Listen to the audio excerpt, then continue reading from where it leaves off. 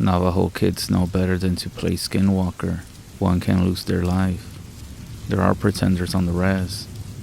It's not exactly what we did, but people who live a life that isn't meant for them, who aren't actually skinwalkers, evil medicine men, but they try to be. In our culture, sheep and their skins are important to us.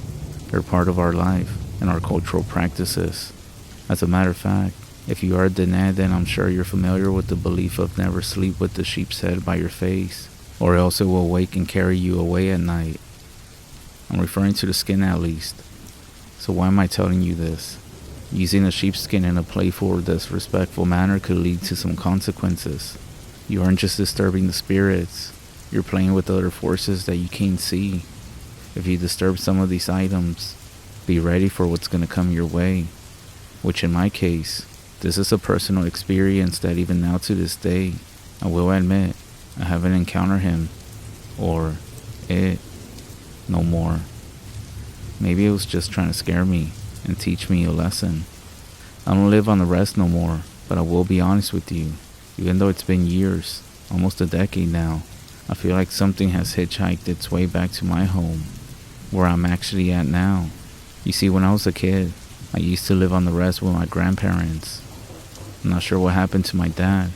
I think he ended up moving to some other tribe and started a whole other family. At least that's the rumor. And my mom, well, that's a story for another day. So I had a friend named Tony, and we came up with this stupid idea on how I thought it would be funny to put on some animal skins and run around the housing area. For those who have grown up on the cities and played Ding Dong Ditch, or basically any other game that causes annoyance to your neighborhood, that was us. Lucky for me, my grandpa had 3 sheep hides hanging up on his shed. Only 2 of them were needed.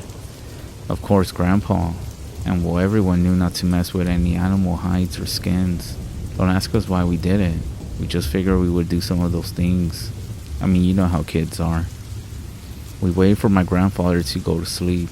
He always fell asleep watching baseball. Once his head ended up hitting his shoulder, that was our green light. So we took the shed keys, grabbed the skins, and off we went. The stars were out and the moon was almost full, so we could kind of see in the dark. We walked around the different houses, whistling, hoping to scare those who were still out and about. The neighborhood dogs were also furiously barking, which actually helped.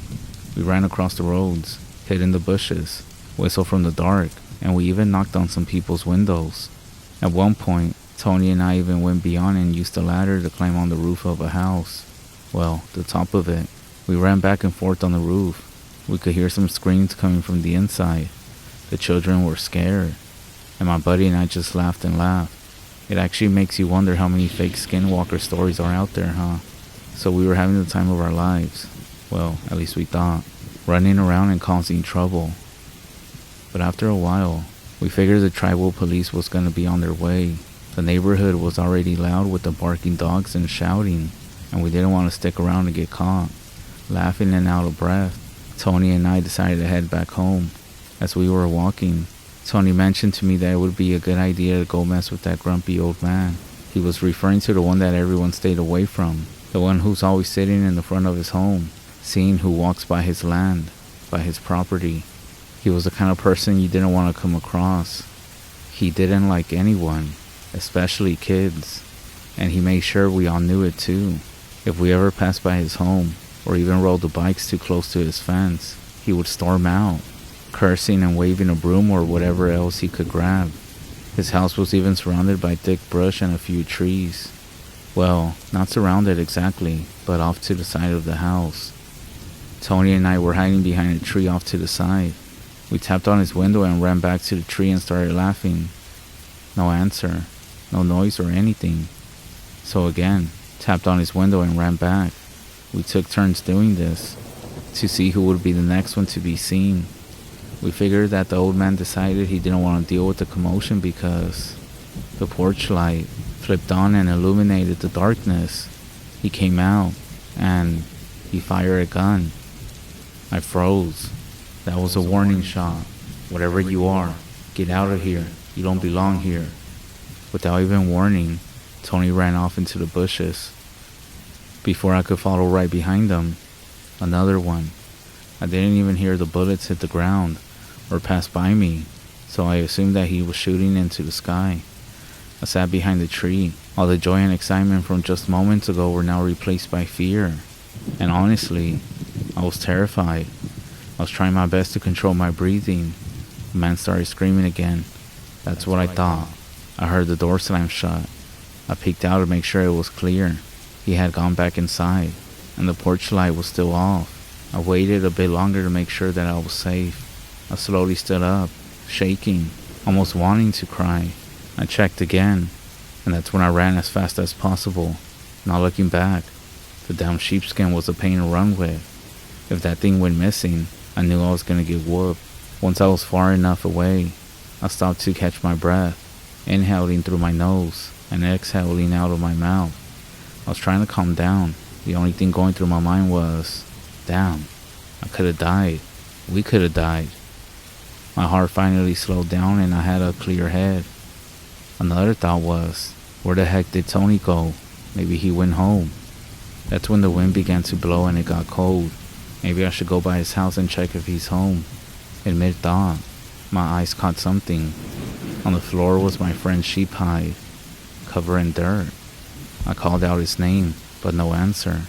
I picked it up and walked home. As I was walking, the dogs were barking again. I yelled at them, I'm done, go to bed. But then that's when their barks turned into howling. Then, that turned into cries. The whimpering did send a chill down my spine. If the dogs were scared, then I knew something was going on. My mind began to wander. I was starting to scare myself, thinking every shadow and noise was something bad. Scared, I began walking faster and faster.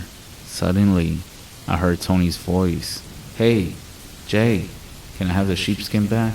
I jumped, but immediately felt relief until I couldn't see him. Tony, where are you? I'm over here. His voice was coming from the side. Get over here. You're freaking me out. This time Tony didn't reply for a while. Calmly, he then said, just throw it over, then we can go home. Being the gullible kid that I was, I threw it into the darkness and waited. Tony, hurry up, man. It's cold. Alright, Jeremiah, I'm coming out.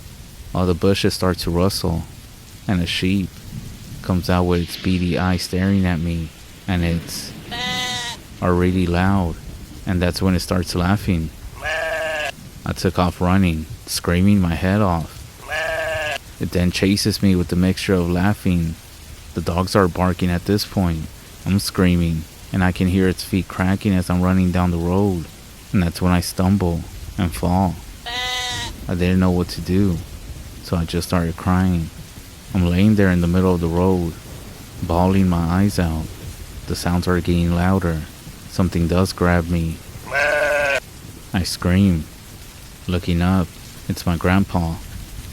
The hell are you doing out here, boy? Your friend came over and said you were running around out here. Let's go. He does help me get back up. We get home, and I get whipped for being out. Another whipping for losing his skin. And then he tells me to go to sleep. Apparently, Tony had already been picked up by his parents. I didn't get to talk to him that night. So that night, I didn't go to sleep. I laid awake all night and barely got any sleep the next few days. I swear, I can still hear those same sounds. A few weeks go by and I'm starting to get over what happened. I did talk to Tony the day after, and he said that he got scared when he saw the gun that the old guy had. He panicked, and he ran back home thinking I was behind him. When he got home, he told my grandpa what happened. Tony did say that he didn't see no sheep or anything. I started to question if these things actually happened. Maybe it was just something I made up in my mind in this crazy panic state I was in at that moment. Anyways, my grandpa and I go to town one day. We load up the groceries into the car, and I go push the shopping cart to the returns. As I push the car, I almost run into this older Navajo guy who was coming in between two cars. He's wearing a white cowboy hat, a checkered dark blue flannel, and has long braided hair. I look at him and say, I'm sorry, sir. He then looks down at me and says, be careful, Jay, or I might chase you down the street again.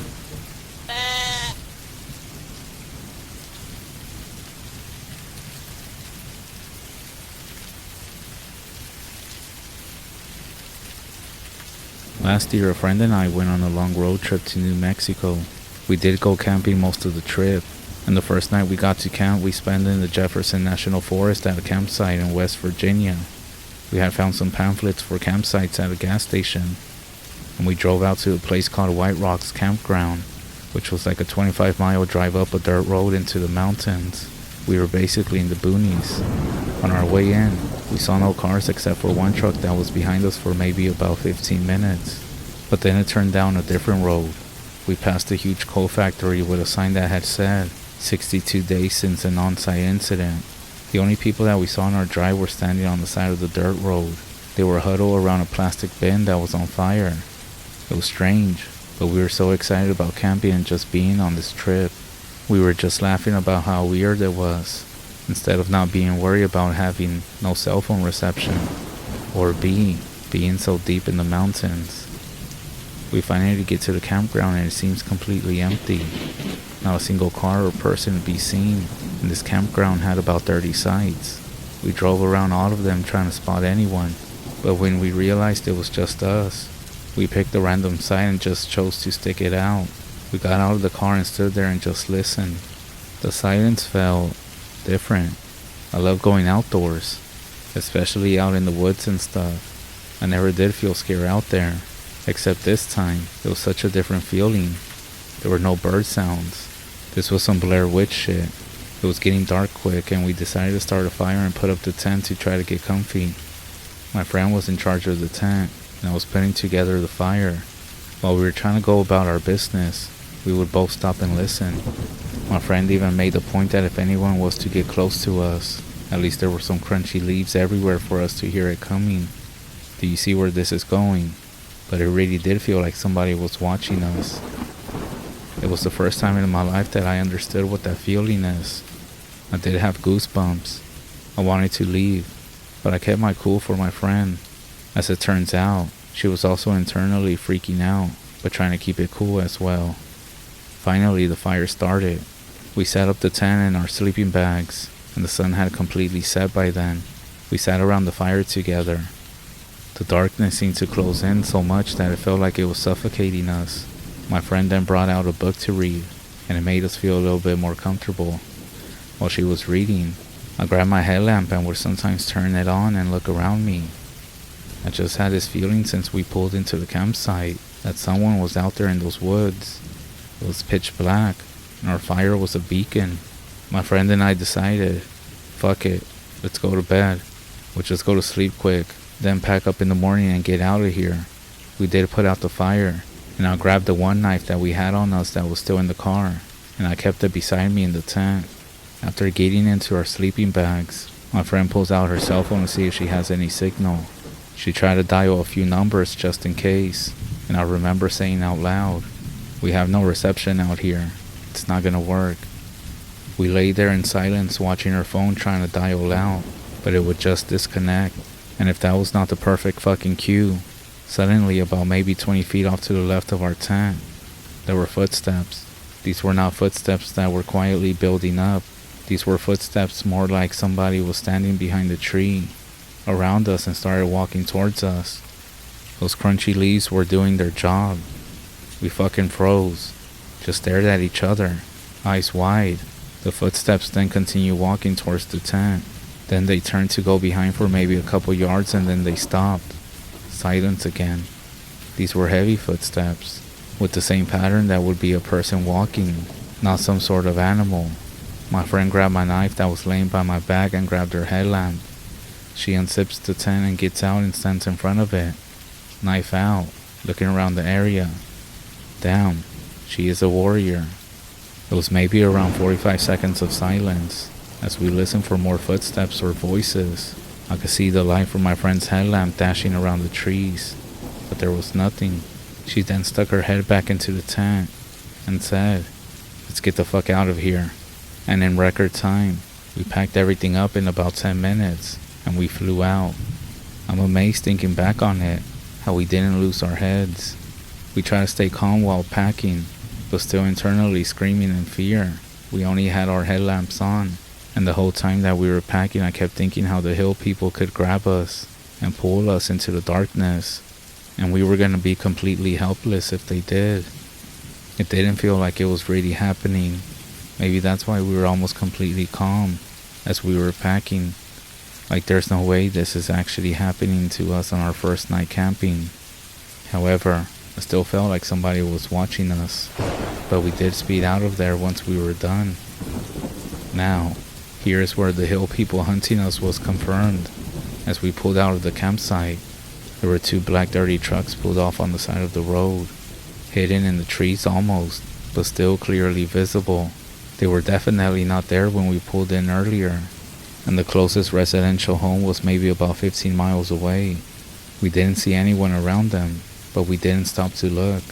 We got to a motel and stayed the night there, and we told the story to the motel owner, who was very sweet and nice, and even gave us some cash when we left the next morning, telling us to use it for another motel if we needed to.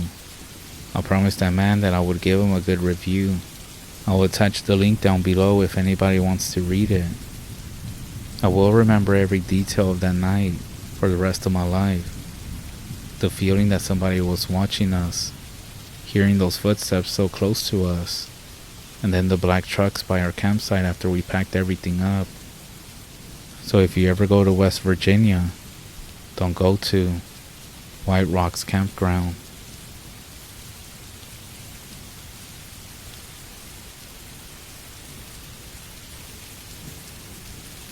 Alright, so this is my first time posting here, so forgive me if I'm breaking any rules or etiquette. I told this story to a friend, and he said there were some people who might know what's going on in this story. He wouldn't say exactly, he just said that I'll find help here. I'll just tell you the stories I told him. I was about 9 years old, living somewhere outside of Oklahoma City. We lived with this old native guy that my father knew, just me, my sister, and the old dude that we'll call him Buck. Buck is a pretty cool guy. He taught me how to shoot, always had some old man jokes, and he also loved to watch some old western movies. He's really nice and lets us live there rent free, but he lives in an absolute shithole of a house. It's really ugly, poorly insulated, and a whole lot of pest issues. We lived with him for a few months, and things were going mostly smooth. One day, he tells my father he has a cabin out in the woods and plans on going out there for 2 weeks, like he does every year. My father thinks it would be a great way to get me and my sister into liking the outdoors, and he basically invites himself and us onto his trip. I remember Buck being a bit resistant, kind of like trying to politely tell someone no by making excuses for them, but my father insisted it would be great. So about a week or 2 later, we packed some stuff and went off on this trip. It was somewhere in Oklahoma, but I fell asleep on the way there, and I'm not great with names of places. It took a few hours to get there, but I'm not sure where it was. The last half hour was nothing but extremely overgrown, barely noticeable dirt roads. The cabin site was only about 1 acre, but it was directly right on a pretty wide river. The cabin itself almost looked like a rundown small mobile home, 1 story, a door, and a window, and directly on the ground. The main area was from left to right, a mostly clear circle with an outhouse to the far left. Some weird 10-foot tall skinny tower thing made from metal siding with a steel drum on top, with some wooden stairs leading to the top, that is.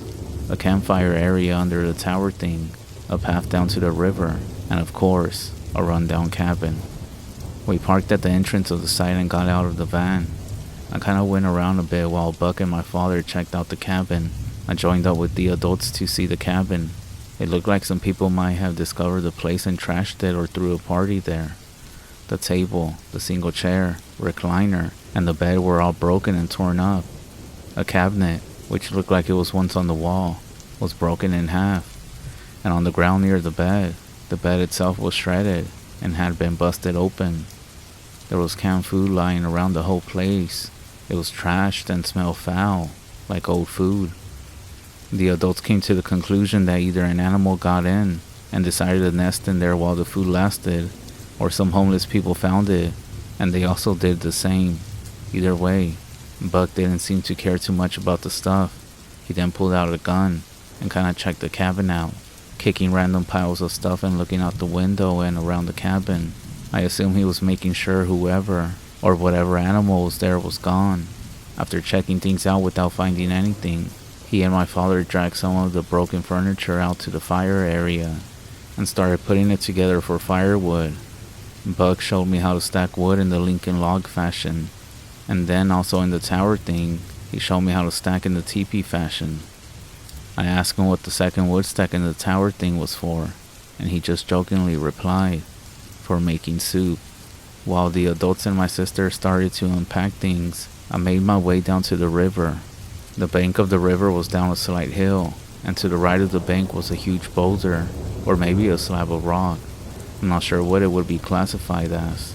It was a flat, rectangle but slightly rounded rock that was only partially exposed from the dirt, sort of like an oval with a bit more sharpness where you would expect corners to be.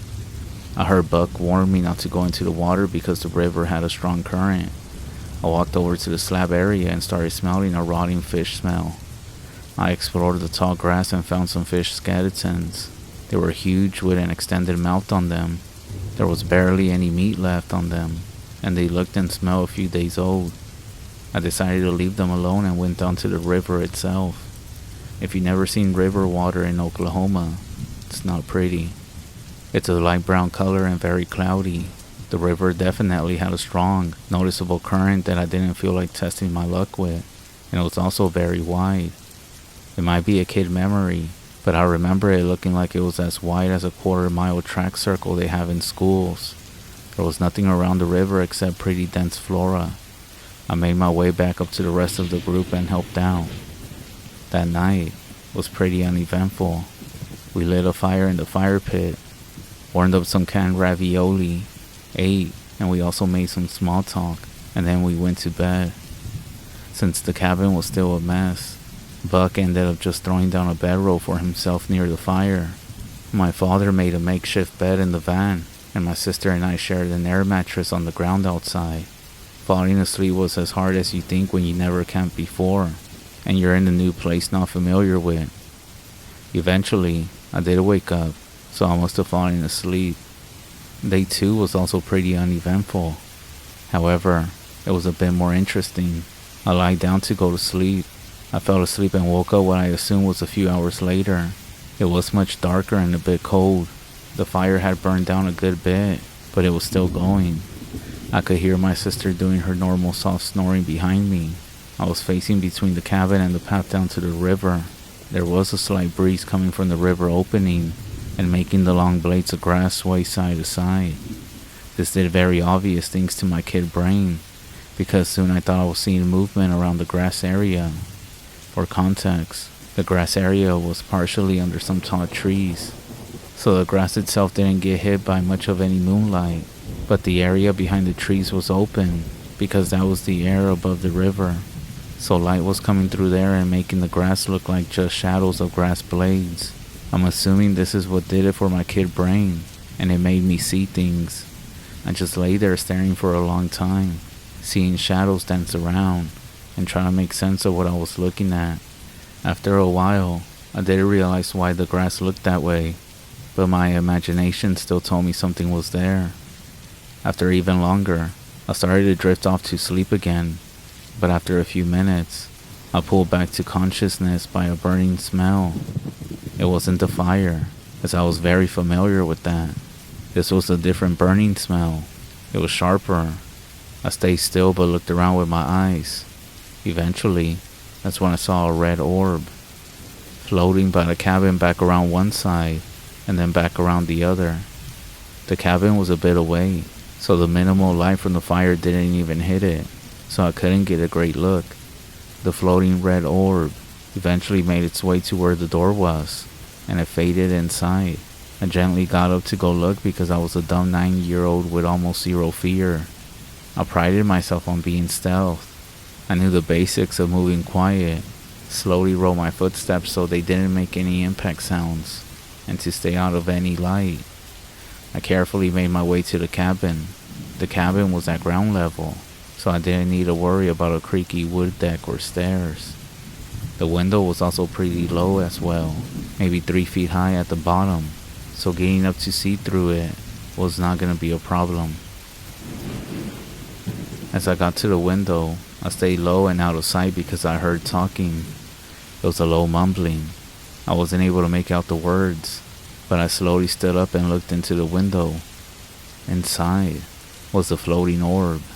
I wasn't able to see anything besides it inside, simply because of how dark it was. The orb paced around the inside, slowly making circles, and the chanting was following it. The orb started making its way back to the door, so I moved around to the corner of the cabin. The door was already open, so I just had to watch and see. When it passed through the doorway, it did it with a light footstep, and then a few more steps as it made its way fully out. Then, there was a dark figure standing a few feet in front of the cabin. The figure had a slightly outstretched arm, and the orb was floating with it. A second hand came around, and then it palmed the orb. And just like that, it vanished a few moments later. That's when a huge noise came from the woods on the opposite side of the fire. It sounded like someone kicked a soccer ball through the dense underbrush. It moved very quickly, crashing through the vegetation. A heavy sigh was let out, and what looked like a poncho was removed from the figure. The figure was more slim now and moved to the fire. It then shuffled around the stuff that we brought with us for a second, and then it went into the almost dead fire. The sound of wood stacking started up, and a few minutes later, the fire was back up to a healthy size. That's when the light illuminated the figure. It was Buck. He sat by the fire for a bit, looking into the woods. Eventually, I came out, and when I was questioned, I simply said I was trying to find a place to go pee. I was never that great at lying, especially in this case, a place where he knew that I knew where the house was. I was instructed to go to bed, and I did. On day 3, we went on a small hike parallel to the river. We walked for about an hour and then back for the rest of the day, and that night was also uneventful. Day 4, I woke up to the sound of water being poured. I got up to see Buck coming down the stairs to the tower with an empty bucket. He greeted me and went around the back of the cabin. A few minutes later, he came back with a bucket of water and went back to the tower, dumping it in the drum at the top. The drum was cut in half, and it lay down on its side. He was filling it with water.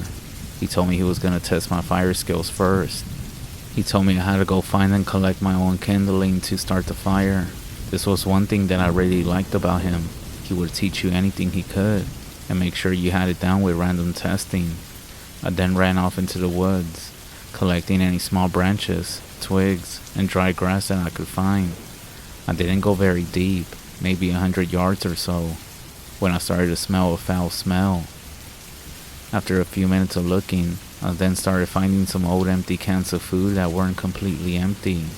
I assumed some had gotten dragged off from the cabin, and this was the smell that I was smelling.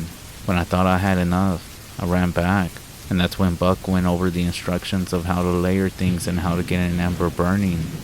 Once lit, we did random things for about half an hour, and Buck said that he was going to make some soup. He then climbed down the tower, stripped down to his underwear, and climbed into the barrel. I knew it. The tower and the barrel with the fire underneath was just a bath, and making soup was considered taking a bath. I thought the joke was sort of funny, and the day just carried on. That night, I woke up to coughing. My father was a heavy smoker, and would sometimes have some real bad coughing fits. But this one lasted a while, and he made some spitting sounds. I fell asleep after that. The next day I was woken up by my father asking if I was up last night. After confirming I wasn't, he said my sister had heard some noises coming from the woods and it wasn't Buck. I'm not sure why she didn't just roll over to check if I was there, but I never got that answer. After a bit, I climbed the tower because I hadn't gotten the higher view from the platform. I climbed up and saw Buck out there in the river with a canoe. I went and met up with him to see what he was doing. He said he and my father were going to tie a rope from one side of the river to the other and drop some fishing line along it, and told me I would be helpful in the project. We then got everything ready and tied a rope from our side of the river and got on the water. They were doing the rowing, and I wasn't the strongest and had no experience doing so. Once we were on the other side, Buck tied the other end of the rope to a tree. It was my father and my job to pull us across using the rope while he tied lines to it from behind. It took about half an hour of pulling us a bit. After we got back to our side, I asked why we brought so much food if we were going to go fishing. Buck told me it's a safeguard and to be ready as we could be. The rest of the day, as you guessed it, was uneventful. However, that night, I was awoken again by some coughing fits and some sounds by the house. I figured it was my father and went back to bed. The next morning was early. We were all tasked with looking around the cabin site because there was a pungent smell around, and my father thought an animal had died nearby. Buck was on top of the soup tower scanning the area. My father and sister went and looked on the side with the outhouse, and I went around the back of the cabin. There wasn't much to be found on my side. There was an old pumping well behind it. I eventually made my way around and into the cabin. It looked mostly the same but with less broken stuff inside. I turned to leave and noticed what looked like a rug hanging up in the corner to the right of the door. I went over to it and discovered a small old wardrobe behind it. It was locked, but it was really old, and I pulled a bit too hard. The right door shifted a bit as the top hinge just pulled out of the wood. It was nearly rotted wood and was barely hanging on. I suppose it was still locked and closed, but now there was a gap at the top corner. I peeked inside and couldn't make out what I was seeing. I found a matchbook in the cabin and eventually got one lit and used it to see. The wardrobe was full of guns, rifles, shotguns, and a few handguns. I had found a gun cabinet, and a stocked one at that. I stood there just pretending I was identifying what was what, when I heard my sister scream. I ran out the door fast and saw her running from the woods. Buck made his way down the stairs as fast as he was able to and met her at the bottom and began to ask her questions about what she saw. She said she saw a dead animal and something moving. My father came back a moment later and said there were a few dead rabbits a few dozen yards from the house and that it just spooked her. Buck and my father went to dispose of the rabbits, and my sister said she saw an animal run behind the tree. She said it looked like a wolf or a dog. After a few minutes, the adults came back. Buck said he and I were going to go check the fish lines while my father stayed with my sister. I looked at him, and this was the first time I think I saw him worried. We got in the canoe and started on the closest line to us. The first 3 or 4 lines were empty, but the next few, he pulled these really long skinny fish up from the river. They were already dead, presumably suffocated from not being able to move much. We pulled up 6 in total. As a side note, after spending some time on Google, they seem to have been younger alligator gar. They were long but not as fat as the pictures on Google. We got back to our site by the river and laid them out on the stone slab thing. Buck said to leave them there to dry a bit, so we did, and I forgot all about them. That night, you guessed it, I was woken up by a bunch of random coughing, and some spitting fits and some clicking sounds. The next day, I finally had enough of feeling dirty, and made myself into some soup after getting everything set up and then cleaned. As I was getting out of the soup, I looked down to the river, and noticed that the fish were gone. I got dressed and went down there. Buck said he was ahead of me and he would be there in a minute. I saw the slab and the imprints of the fish were there, but the fish themselves were gone. The imprints were made of watermarks and what looked to be dry blood. Buck came up behind me, and I asked him about the fish that were gone. I took care of them. You can't just leave them out forever. But since we're here, let's go make another fish run. This time, we only pulled up 3 of them, and again, we put them on the slab to dry out, and went back. For the rest of the day, as you guessed it, was uneventful, other than a slight pungent scent, but that was pretty much it. However, that night, again, I woke up to the same coughing and clicking sounds. This time, between the sounds and the new batch of mosquitoes buzzing around, I decided to sleep in the van. I opened the passenger door and climbed in. When I laid the seat back, my father snapped at me that I had hit him with the seat when I brought it down too fast. I quickly fell asleep. The next day, as soon as I left the van, there was a rotting fish smell in the air. I went over to the adults who were making the food and sat by the fire. That's when my father asked me why I hit him with the seat the night before, and I told him I couldn't sleep because of his coughing and the mosquitoes. So I decided to go into the van. He said he wasn't coughing, and even if he was, I wouldn't be able to hear it from outside of the van, and the night should be cold enough that there aren't any mosquitoes out. I hadn't put that together with my tired kid brain. Buck said I most likely just have sensitive ears and a good imagination. He told me we had to check the lines again today. I was starting to get annoyed with checking the lines every day, but there wasn't a whole lot to do, so I didn't even argue. The process was the same. The fish were gone, but the stains were there. We got in the canoe and checked the lines.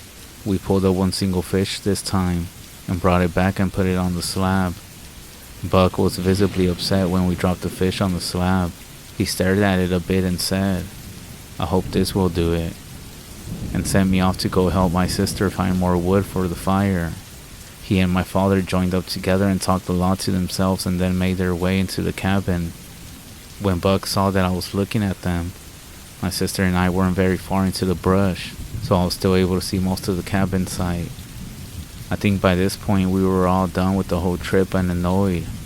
We came back to unload the wood we found, when I spotted Buck handing my father a pistol. They were a good bit away and spoke in a hushed tone, so I wasn't able to hear what he told my father.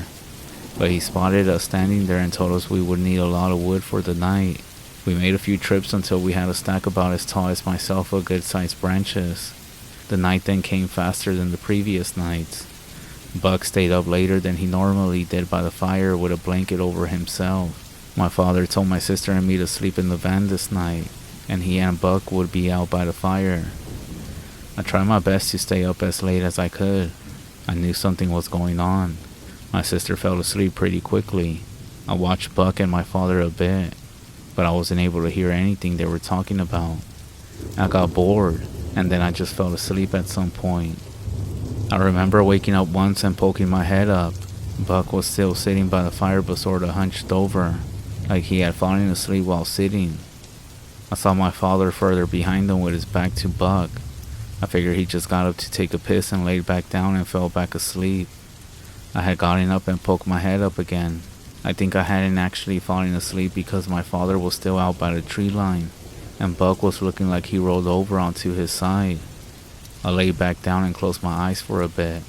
I'm not sure if I fully fell asleep or not, but I started to hear some gentle tapping. I kept my eyes closed because I thought my father had come to check up on us, and he was tapping on the van to see if we would look. The tapping was 4 taps, sort of like when you tap your fingers. It started near the driver door. Then it would stop for a second or two. Every time there would be silence, the tapping would be at a different place of the van.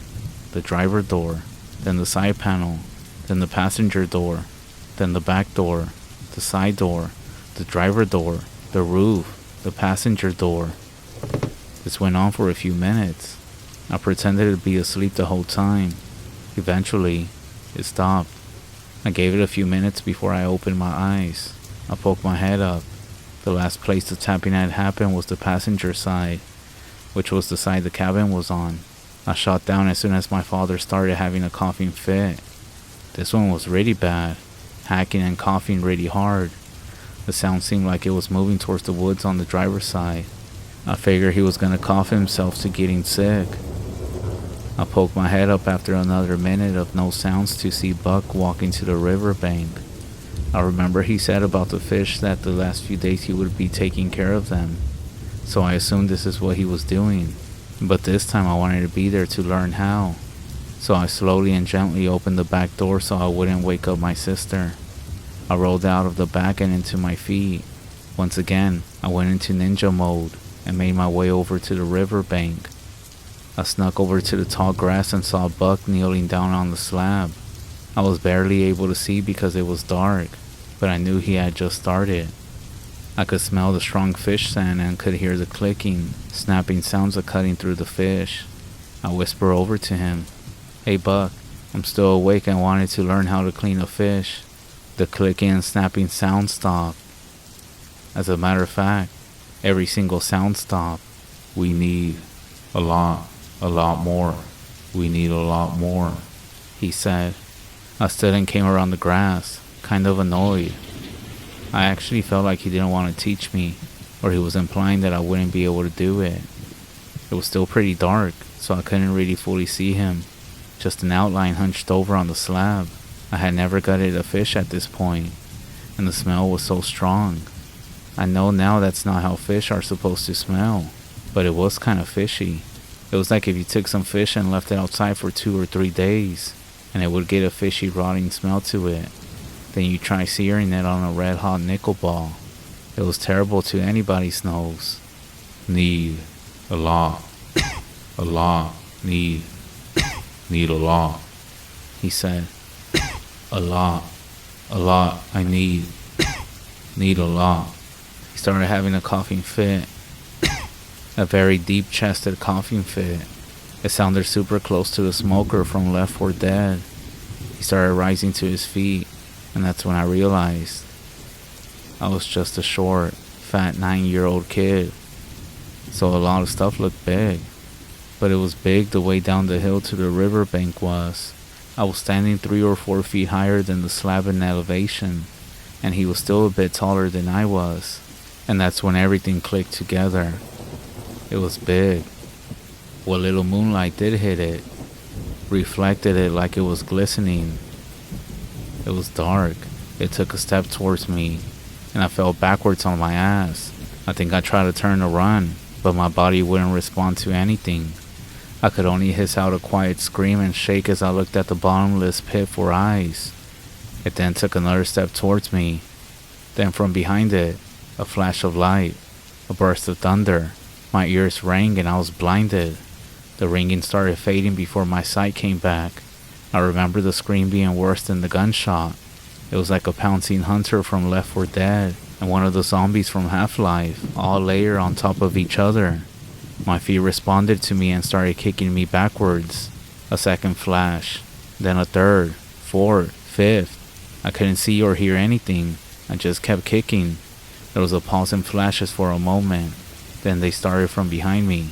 My eyes started adjusting a bit, and I was able to see split-second images. My father had come up behind me and was shooting. Then Buck, the real Buck, lit up his shots. They were way faster this time around. The thing jolted and convulsed in the flashes. It turned and ran into the river, but the gunshots continued. It was like watching a monster getting punched backwards by an invisible force, and then turning and running away, but only illuminated by a strobe light. My father grabbed me and dragged me back to the van. He threw me in, and I saw him and Buck unfolding the blanket. Buck was wrapped in it and pulled it completely over the van. They both piled in and closed and locked the door. Buck put a fresh magazine in the rifle, and my father did the same. I wasn't able to hear for a good minute or two. Finally, after playing everything out in my head, I just started crying as quietly as I could. No one talked other than the adults softly whispering to each other. Of course, my sister had woken up in the midst of everything and tried asking a lot of questions, but she was just told to be quiet. She finally stopped trying to talk after my father grabbed her around her mouth, got close to her face, and told her not to talk again while we were here. It seemed like hours passed in complete silence. My sister did eventually fall back asleep. My father, Buck, and I didn't even sleep at all.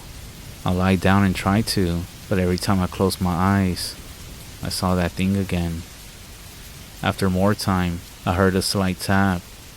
Then, some tapping. It started at the back doors. I gently turned my head up to look up front, and my father was slowly turning to face the back doors. It was silent for a moment, then it started up again right at the passenger door. Behind my dad, there was the sound of a match being lit. Buck was holding a lit match to what looked like a cigar. Once it was red and smoking, he began fanning the smoke around and saying something to himself.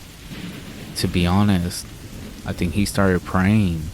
I guess it was in a different language. He also started tapping on the roof, tapping behind all of us. And after that, there was silence.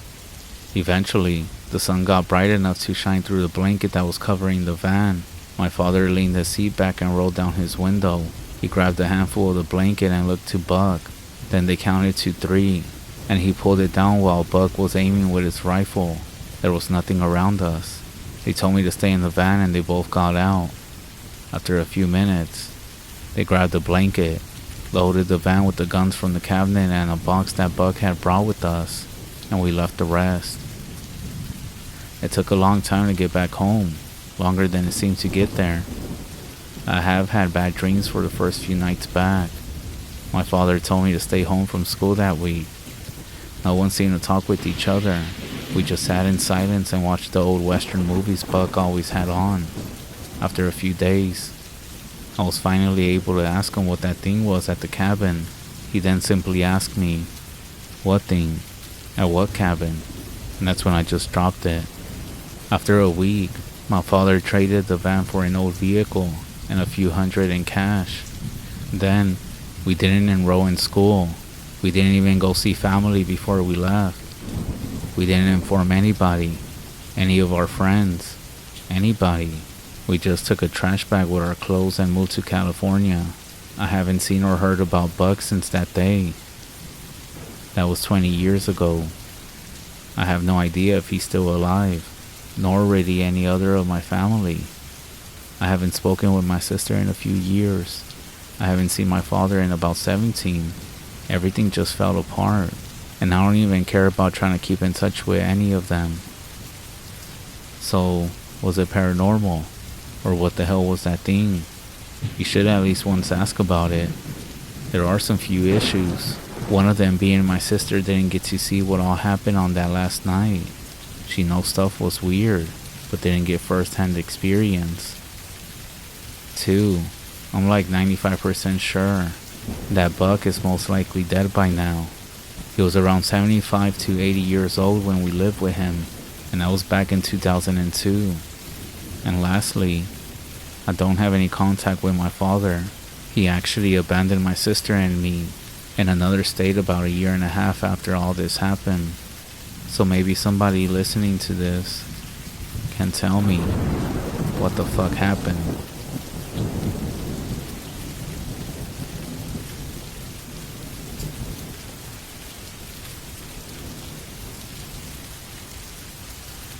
Skinwalkers are not what you think they are.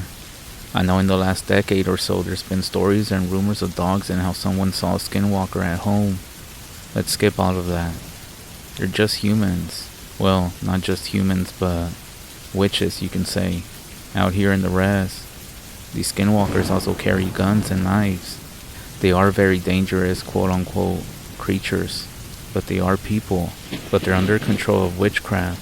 I truly think the only reason nothing happened to us that one night was because the Creator was protecting us. Let me tell you about this encounter I had with one. As a matter of fact, I'm going to smudge after I finish telling you this just to be on the safe side. Just because you never know, you should do the same as well. I was raised very traditional, with the rules and practices of REZ life. We attended a few ceremonies when I was a kid, but I don't remember too much about them now. But what stuck with me the most was the power of smudging. My family held firmly to our traditions and practices to cleanse and protect. And even now, I still continue the same practice. Now me personally, I think it's safe to say the word Skinwalker, because that's not their actual name. So it's not like we were saying the actual names of Skinwalkers. But let me continue on with the story. I can't remember how the subject came up, but my wife started saying how she never experienced any of the stories that we grew up hearing on the REZ, especially the encounters with them. Not that she wanted to come across one, but we were just talking and sharing some stories. So she was telling me how she had never experienced anything like that. I told her not to speak like that because you might see it, to not even think about it because the mind can play tricks on you. It will leave you guessing and wondering about this, leave you curious. By the way, this was around '07 when our traditional winter shoe games were on. We were in Farmington on a weekend, and it was close to the evening. One of our friends had called us and they wanted to play a shoe game with us that night at our Hogan. So we were going home. It got dark by Little Water on Highway 491, my hometown. I knew the area good. I then said to my wife, let's get some sand from here for our shoe game. I took the turn off by Little Water store. There was a road that went 1 mile that goes into a wash. We then found a good place to get the sand. We got off. I told her to hold a flashlight for me while I dug some sand in the back of my truck. As I started digging, we heard something in the trees and bushes that surrounded us. My wife pointed the flashlight that way and she said, is anyone there? And that's when I told her, don't talk to it. It's most likely just some cow. And shine the light back this way. That's when whatever was out there made another noise in the bushes again. She put the light that way again and she said, show yourself whoever you are. I then told her, leave it alone. She put the light back my way and I started putting some more sand in the truck. All of a sudden, I felt a cold chill down my back. A weird feeling I can't describe. Also, at this point there was a horrible smell that came across us. It smelled like rotten eggs, with vomit. I turned towards the trees, and this time I told my wife to shine the flashlight that way. About 50 or 60 yards away we saw someone walking. My wife kept the light on him as he was coming close. He then got closer and started walking by us. Not close to us, but we could still see some of the features of this man. He had a small dog walking on the side of him as well. He then bent down and picked up his dog. That's when my wife said, that's a nice dog. He then looked at my wife and made a big smile to her. He didn't say anything back, and he just kept walking. I then quickly threw my shovel in the back and we left. As we drove off, my wife started saying something about the man that we saw walking by, but I quickly interrupted her. Don't say anything, I told her. Let's not talk about this until tomorrow. She gave me a confused look, but she stayed quiet for the rest of the ride. When we got home later that evening, that's when I decided to smudge. I let the smoke cleanse everything and said a few prayers. Afterwards, I called my uncle. He's always been a source of knowledge on all these things that happen out here. I told him everything, what we saw, what the man looked like, and how strange everything felt. I could hear it in his response, almost like he knew exactly what I was describing. He told me to be careful, and he reminded me of staying respectful. He then said, don't dwell on this too much, but keep smudging and don't invite anything in with your words or actions. And if you hear knocking tonight, or any strange noises, ignore it. Don't acknowledge it. I'm also going to pray and smudge as well, but continue in prayer. I knew what he meant by everything that he said. We had seen something that we weren't supposed to. The next day I told my wife that we just saw a skinwalker. She then said, what if it was just a man walking to the store, or down the road taking a stroll? So she didn't really believe me. So during the day I took her back to where we had parked, and then I walked her about 20 yards. I then said, how did he just walk across this 8 by 20 foot wide wash? He would have had a hard time getting across. The jacket he was wearing was a piece of skin, because the hood had a nose and it had ears on it. His forehead also had red lines. And the dog, the legs were not moving at all. To be honest, I don't know what that dog was. But believe me, it was one of them. She then got scared looking down that wash. She actually said that she didn't feel safe no more, and said that we should just leave. I will say this, driving away from there did feel like someone, or something, was watching us. Anyways, y'all be safe out there, fam. Don't be out there looking for these things.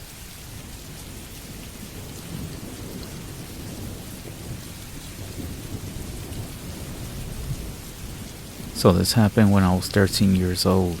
I was living in Mirandela, a small city in the north side of Portugal. I was in the 9th grade. I had a decent circle of friends, but I was a bit of a loner sometimes. I noticed a new girl had joined the class. She was cute, a brunette. She was also around my age. She always dressed in black, not to the point of piercings and black nails, but she was almost always dressed in black. I got paired up with her for a project in the first week and ended up talking. I found out that we had the same taste in music and movies, and soon we became very good friends. She didn't have a dad, and she had recently moved into town with her mom. She was very intelligent, far more than you would expect from anyone else her age. She was very excited about philosophy and got me into reading some of that stuff. At 13 years old, she was also a loner and didn't hang out with my classmates other than me, mainly because she seemed to be boring to everyone. Eventually, we became really close friends. One day, she invited me to her house for dinner. I was a bit surprised by how long it took to get invited to her home, given how often she dropped by mine. That evening, we met by the local school, and she led the way. We then started heading out of town. Half an hour later, we were walking around a tall grass field and dirt path as the night settled in. I couldn't help but feel a little scared since I didn't want to be out in complete darkness.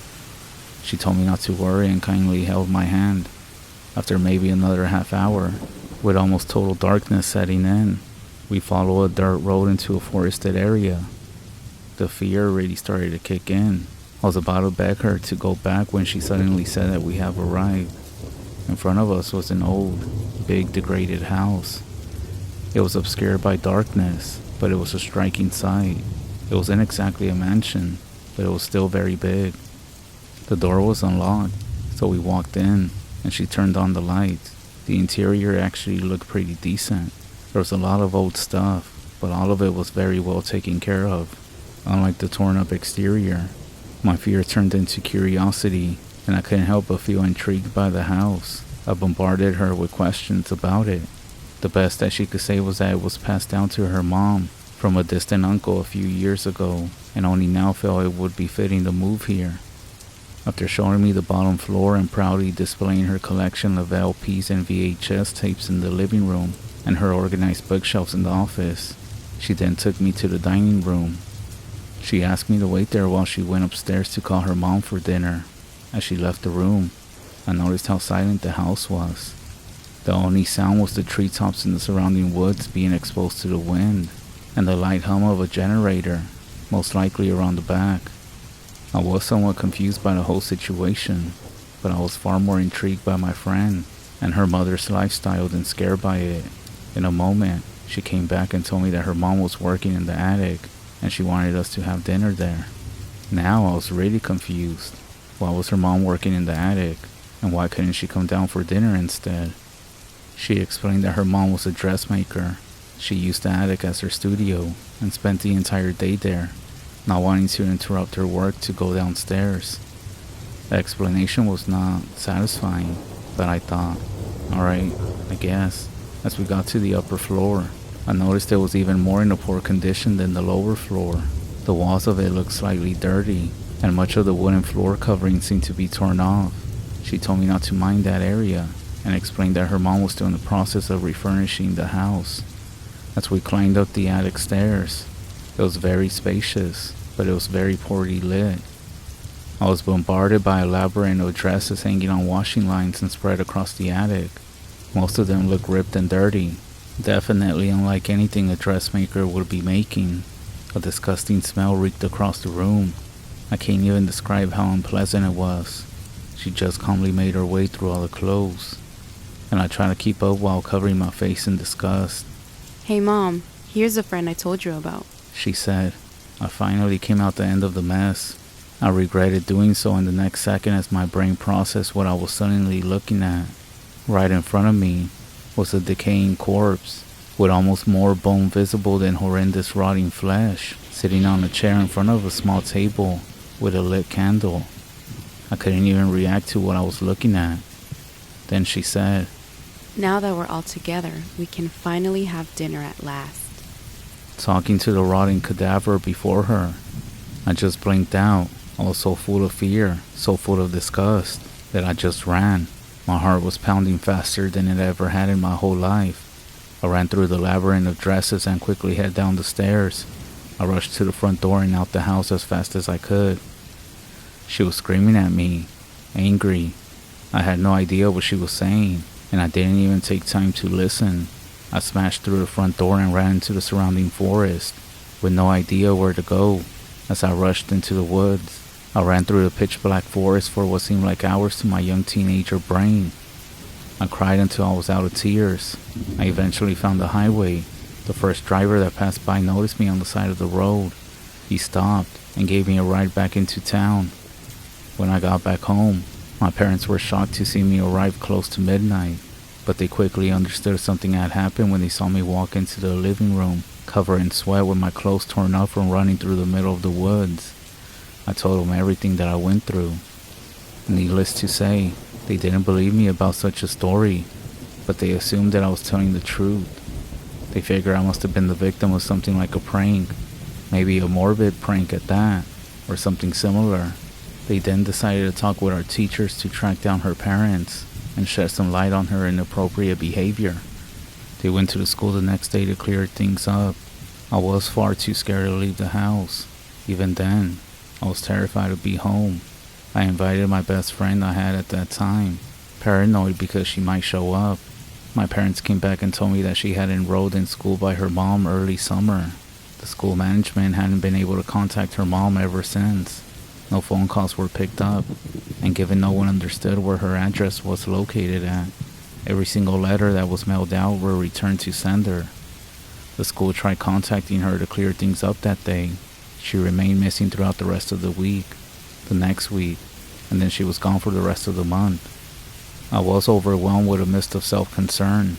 On one hand, my juvenile brain couldn't help but imagine she might be up to something else. On the other hand, I was seriously scared and fearful for what could have happened to that poor, desperate lunatic. We did try filing a missing person report with the police, but we didn't have her face.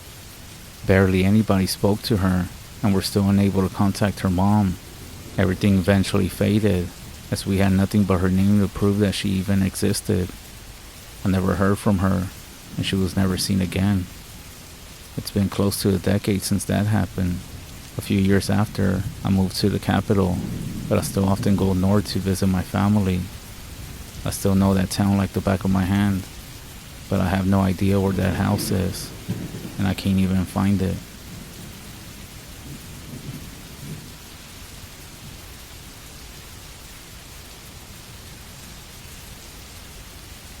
The summer of 2008 was a rough time to graduate from college.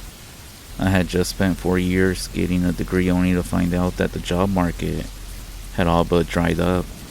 As bummed out as I was about being unemployed for the future, I found a deep appreciation for backcountry camping and hiking that summer.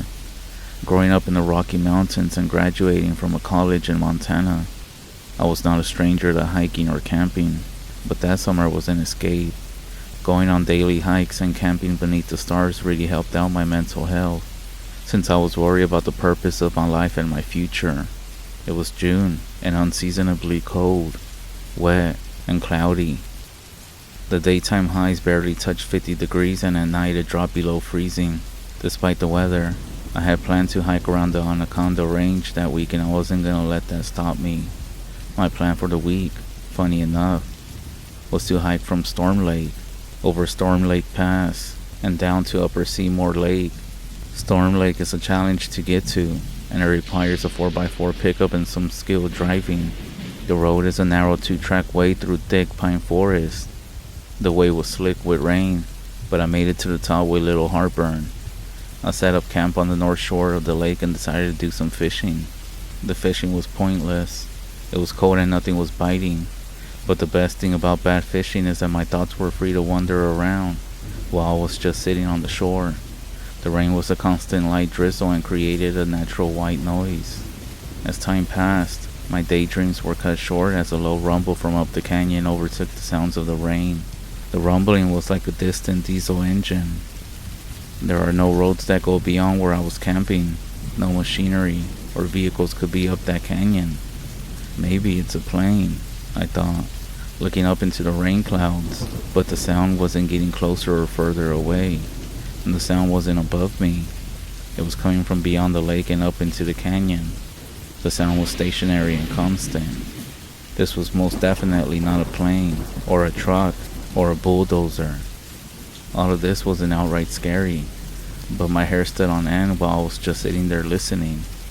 After 20 minutes, the rumbling faded away, and I was left again with only the sound of raindrops.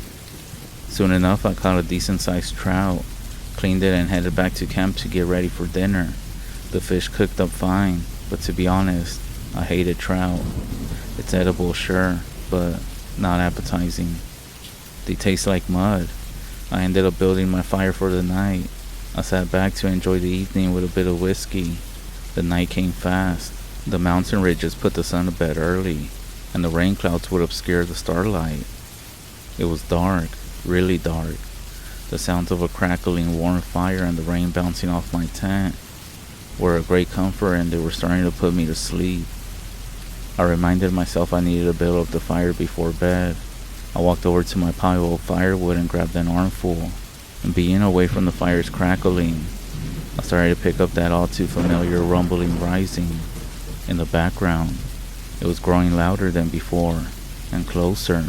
Maybe I had too many pulls of whiskey and was tired and grouchy, but this noise, it was ruining my camping trip. Frustrated, I yelled into the blackness of the night, "Shut the fuck up, asshole." Like a switch being flipped, the rumbling stopped, and so did the rain. My heart skipped a beat. I realized that wasn't a coincidence. There was something watching me and responding to my screams, and I wasn't getting the most positive vibes. I threw all the logs on the fire and retreated back to my tent, more on edge than ever as I just sat there, listening to the fire crackling, to my breathing, and beyond that to the silence of the darkness. Before this moment, I was alone, but I felt safe. Now, I was alone and vulnerable. Beyond where the firelight faded, I felt like there were a million eyes in the darkness just watching me. My fear began to fade when the rain suddenly started pouring again. Not a drizzle, but a massive downpour. I was glad I built the fire up, or it would have been snuffed out for sure. My tent was being pushed down by the force of the storm. I thought about leaving to the truck, but I knew I would be soaked to the bone instantly. Risking injury or death over getting wet is the kind of logic only whiskey can produce. I could feel the rainwater pulling and moving under my tent. The feeling to get in the truck and drive away was there. I could get my stuff tomorrow in the daylight and spend a few nights in town. But I knew I had a bit too much to drink. Driving, especially on that slick, muddy 2-track road, would have been a death sentence. But I still needed a safer place to sleep than a wimpy tent. Grabbing what I could, I ripped open the tent flaps and ran for the truck. I was soaking wet by the time that I got into the driver's seat and locked the doors. Turning the heat on full blast, I was hoping that would dry me out. I knew it was going to be a terrible night. I reclined my chair and was trying to calm down, and my thoughts. The rain wasn't stopping. I was a little bit warm from the heater. The fire was still raging despite the rain and kept the campsite well lit. I remember the truck's clock reading 1:06 a.m. I blinked. It was only a moment, but when I opened my eyes, the rain had stopped. It was foggy and quiet. The once raging campfire was just embers, and there was morning twilight to the east. The truck's clock now read 5:45 a.m. It was morning. That couldn't be right. Almost 5 hours gone in the blink of an eye. I must have passed out. My head was just killing me. I didn't feel like I had drank that much to justify what happened. I turned off the truck and stepped out to survey the night's damage. My tent was completely flat. The tent posts were shattered to pieces. Everything was soaking wet. I dragged all my junk to the pickup and tossed it into the bed.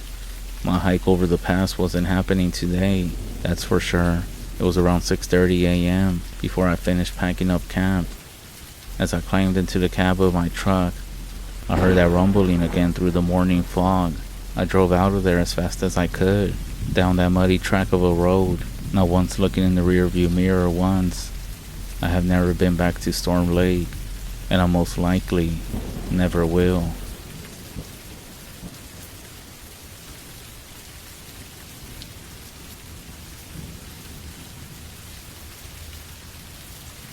When I was a kid, my favorite time of the year had to be winter. There was just something about all the festivities that gave me a sense of wonder. It might sound a little cliche, or possibly a little cringy, but to me as a kid, the holidays felt magical. I would spend my winters watching my family put up all sorts of decorations around the house. Lights, ribbons, and I can't forget about the star attraction, the Christmas tree. My father and I had this tradition. Every year, we would venture out to our local tree farm, and he would let me run around and select our very own Christmas tree. It was one of the few times that my father and I had a chance to bond. He would tell me all these stories about his past, and how his own father would take him. Even though my father wasn't one to show emotion, I could tell that these trips to the Christmas tree forest actually meant the world to him. As the years progressed, my love for Christmas kinda diminished. I suppose that's something that just happens over the years. People get old, develop a new interest and responsibilities. During high school, I honestly couldn't care less about Christmas. To me, it was starting to just become another day, another pointless get-together with people whom I barely even know or remember. Maybe it was those rebel teenage years, but I just couldn't see the point anymore. That must have been the reason my parents stopped putting so much effort as they used to. Eventually, my father stopped offering to go Christmas tree shopping with me, and the holiday just sort of fell by the wayside. During my senior year in high school is when I met Sarah. She was incredible, and we instantly clicked. A few months after meeting, we began dating. Early into our relationship, I realized fairly quickly that her family took Christmas very serious. Every year I was amazed by all the decorations and how much they loved Christmas. It was honestly like something out of a Christmas movie. As time went by, Sarah and I moved in together. We had lived in different apartments over the years, until finally, we had saved up enough money to buy a house in the suburbs. As the years started drawing to a close, and the winter holidays were fast approaching, I wanted to try and rekindle my old love for Christmas. Once December came around, we went out, and I bought a ton of decorations.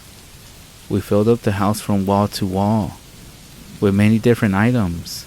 Decorations in every size hung in all the windows, and also on the doors. The lights had been strung up around the exterior of the house.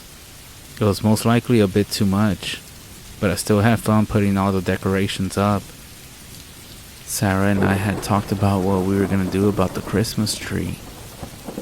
She offered to go buy a synthetic one at a store somewhere, but I told her I had a better idea. I explained to her about a weekend that my father used to take me tree shopping, and I told her how it used to be my favorite part of Christmas. Without missing a beat, she asked me when I wanted to go. We made plans to go shopping for one at the end of the week, and I'll be honest, that made me feel happiness I hadn't felt in years. Friday had arrived, and after getting home from work, Sarah asked me if I still wanted to go. I nodded, and with a smile, she grabbed her coat. We headed back out into the winter air and hopped into my truck. We drove 4 hours trying to find a decent tree farm. A few of them had already sold out, which was quite shocking to me. And other tree farms, well, their selection didn't look too great. After driving for nearly 45 minutes, we found a place. As we pulled into the lodge, the tires of my truck struggled to get any traction in the snow. Our shoes were crunching into the fallen snow, and we walked up to the gate. The trees that stood before us seemed to stretch in every direction. Sitting off to the side was an older man, who seemed to be reading a book by a portable heater. Sarah and I walked over to him, and he struggled to peel his eyes away from his book. In an effort to be funny, I asked him if he had any treats for sale, but the look that he gave me over the edge of his book didn't seem to be amused. With a heavy sigh, he rested his book into his lap and pointed out to the trees. Then he said, "Find one you like, and come let me know, and then I'll get it for you." I said thank you and entered through the gate, with Sarah following closely behind me.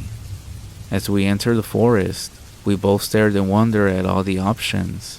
Sarah quickly called me over and asked if this tree would be good.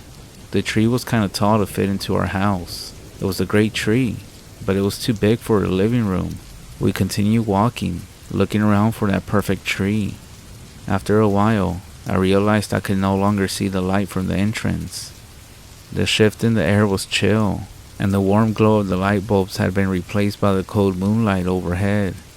Sarah rubbed her arms in an effort to stay warm, and I was beginning to realize that we needed to decide on a tree pretty quickly before one of us freezes out here. Then, we saw it. The perfect tree, only a few yards ahead of us. I grinned as we got closer, but as I was getting closer and closer, I heard Sarah whisper for me to stop. My feet stopped in place, and I turned back to look at her to see what was wrong. Sarah was staring off into the distance, her face more pale than I had ever seen before. I asked her what was wrong, but she didn't answer. She just kept staring. I followed her gaze and saw what she was looking at. Between a few trees off in the distance, two eyes were looking right back at us. The shadows cast by the trees around it were obscuring its body, but its eyes seemed to pierce through the darkness. I looked back to Sarah and she managed to whisper, saying that we should leave. I turned back to look at the eyes in the darkness. They were still there, still wide, and still staring directly at us. Then, the eyes began to move out from the trees. As they did, they started to rise higher and higher above the ground. After a few seconds, the eyes were nearly half as tall as the tree it stood next to. It stepped out into the moonlight, and I couldn't believe what I was seeing. Its body was unlike anything I had ever seen before. It looked like some kind of beast. Dark fur covered it from its head to its toes.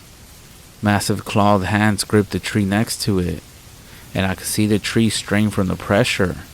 Large horns were protruding out from its head, curling up and back from its body. It exhaled a deep breath through its nostrils.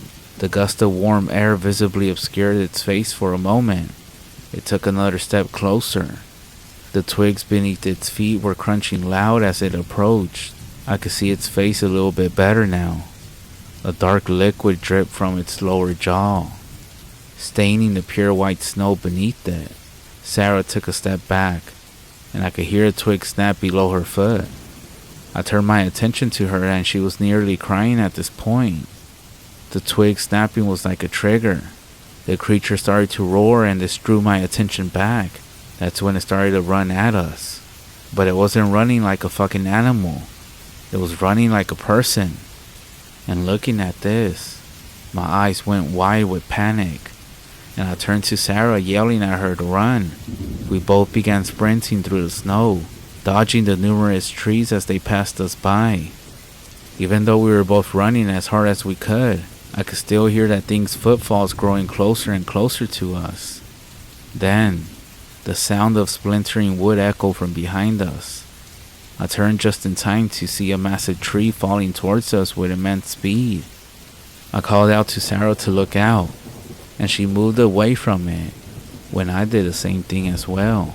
The tree impacted the ground, and it shook the earth beneath my feet.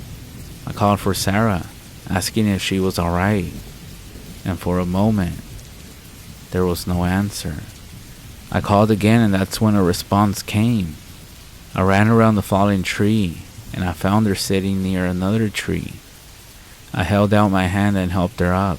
That's when we heard another loud shriek, coming from deep in the woods. We looked to one another before running out of the forest back into the light of the entrance.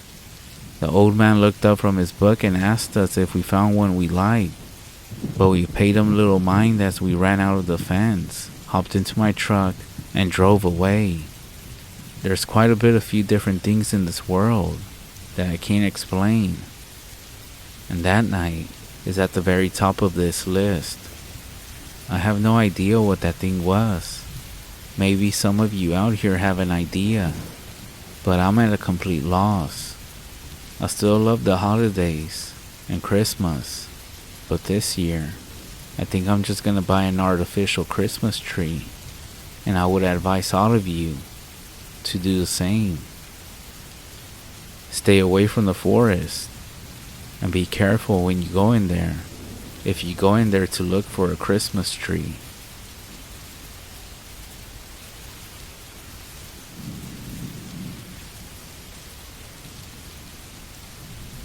This happened a few years ago in South Utah. My family and I have some friends that live on the Navajo REZ, near the bottom of Utah. Our family is in Navajo, but my parents had met some friends a while back who are. Now, my parents had always told me about the legends that their friends had told them. I was never really scared of them because, to be honest, I didn't believe they were real. Well, we had talked to our friend Joey about coming down to the REZ and camping with him for a few days. He was on board with the idea, and we made plans to drive from Salt Lake City down to the campsite, which was about 10 miles into the REZ. It was a pretty normal road trip most of the way, and we stopped by a few towns to take pictures and eat. But we had decided that we were going to make it to the campsite in one day. We had been driving from 6 in the morning to 3 in the morning, and we were all tired as hell. I had been sleeping in the back while my father drove and was talking to my mother. My parents started to wake me up because they said we were about to pass the welcome sign to the Navajo Nation. I looked out the window and waited a few minutes before I could see the sign, and kept my eyes on it until we passed. I remember watching the sign, waiting to feel the bump in the road where the pavement changes.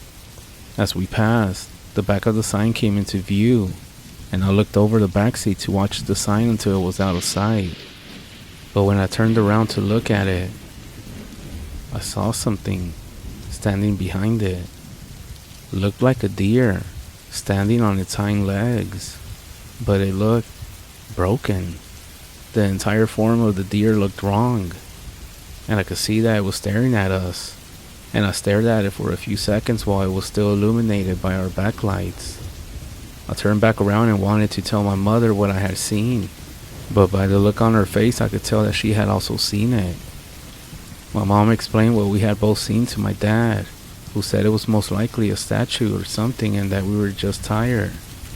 My mom insisted, and my dad said we would ask Joey about it when we got to the campsite. While we pulled up to the campsite, Joey and 2 of his friends were sitting around a campfire talking. We were welcomed, hugged, and greeted each other and began setting up our tent. Once we had everything set up, my mom and I got into the same tent and started to go to sleep while my father stayed outside to talk to Joey for a little bit.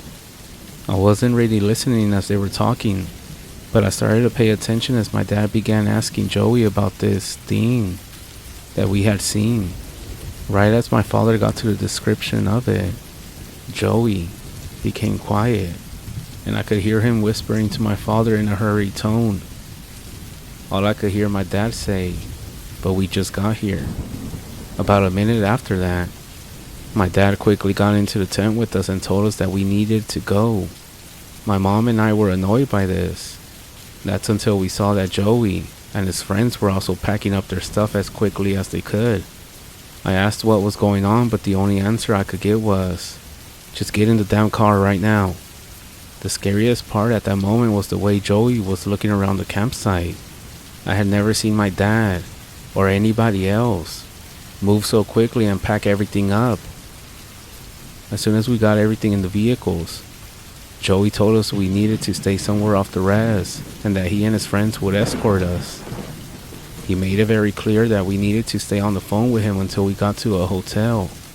We all agreed and began to drive back from where we came. It was mostly a silent ride until we started coming up on a wall of rocks in the road. As soon as we could tell what it was, Joey started screaming in the phone that we needed to either go through it or go around it, but that we needed to do it quickly. My dad drove around the rocks, carefully moving the vehicle, trying not to pop a tire, while still trying to make it out of there quickly. As we started pulling back onto the road, that's when we heard a scream, or more like a screech, coming from in front of the vehicle, maybe about 50 feet away. Joey only said, "Keep driving," which was enough to prompt my dad into driving faster than he had ever driven before. We made it to a hotel, and Joey refused to speak about what just happened. The only thing he said was that we needed a blessing of some sort before we left. We didn't want to, but seeing what happened earlier, we were gonna go with whatever Joey wanted.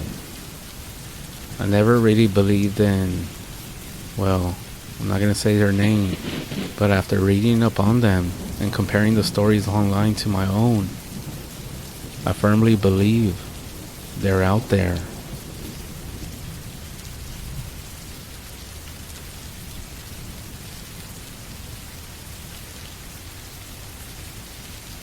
Some people would call me a professional outdoorsman.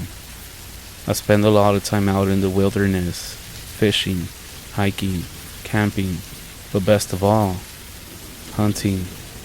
I love to go hunting, ever since I was a kid, even though I have my father to blame for that. While other children were out riding bikes or having sleepovers, I was clutching a rifle next to my father to stay warm in the cold mornings. My father and I spent almost every fall together up there on the mountain. He would teach me about the various wildlife and all the different types of plants, which ones were safe and which ones weren't. He also taught me how to track and how to maintain firearms. I remember the first time I saw my first buck. He stood there between two rows of trees, only 50 meters away from me. I leveled my rifle at him, looked him square in the eye, and squeezed the trigger. I missed, and the deer ran off into the woods to live another day. I felt defeated that day, but my father, even though he was strict, was very understanding of my shortcomings. He told me even the best hunters in the world miss. That made me feel better, at least a little bit. The years seemed to fly by, and I had hunted nearly every type of game in those mountains. Even though I was having fun, I never let a kill go to waste. I would always bring back what I killed to stock my freezer for the following months. After high school, I got a job working as a camp supervisor on the mountain. It wasn't anything amazing.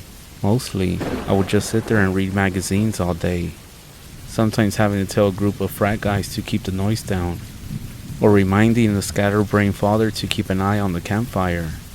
Like I said, it was pretty boring stuff, but I did get to be closer to nature almost non-stop. And not to mention, the campgrounds closed at the start of the fall hunting season and reopened the following year. I had just packed up my truck and said goodbye to my mom.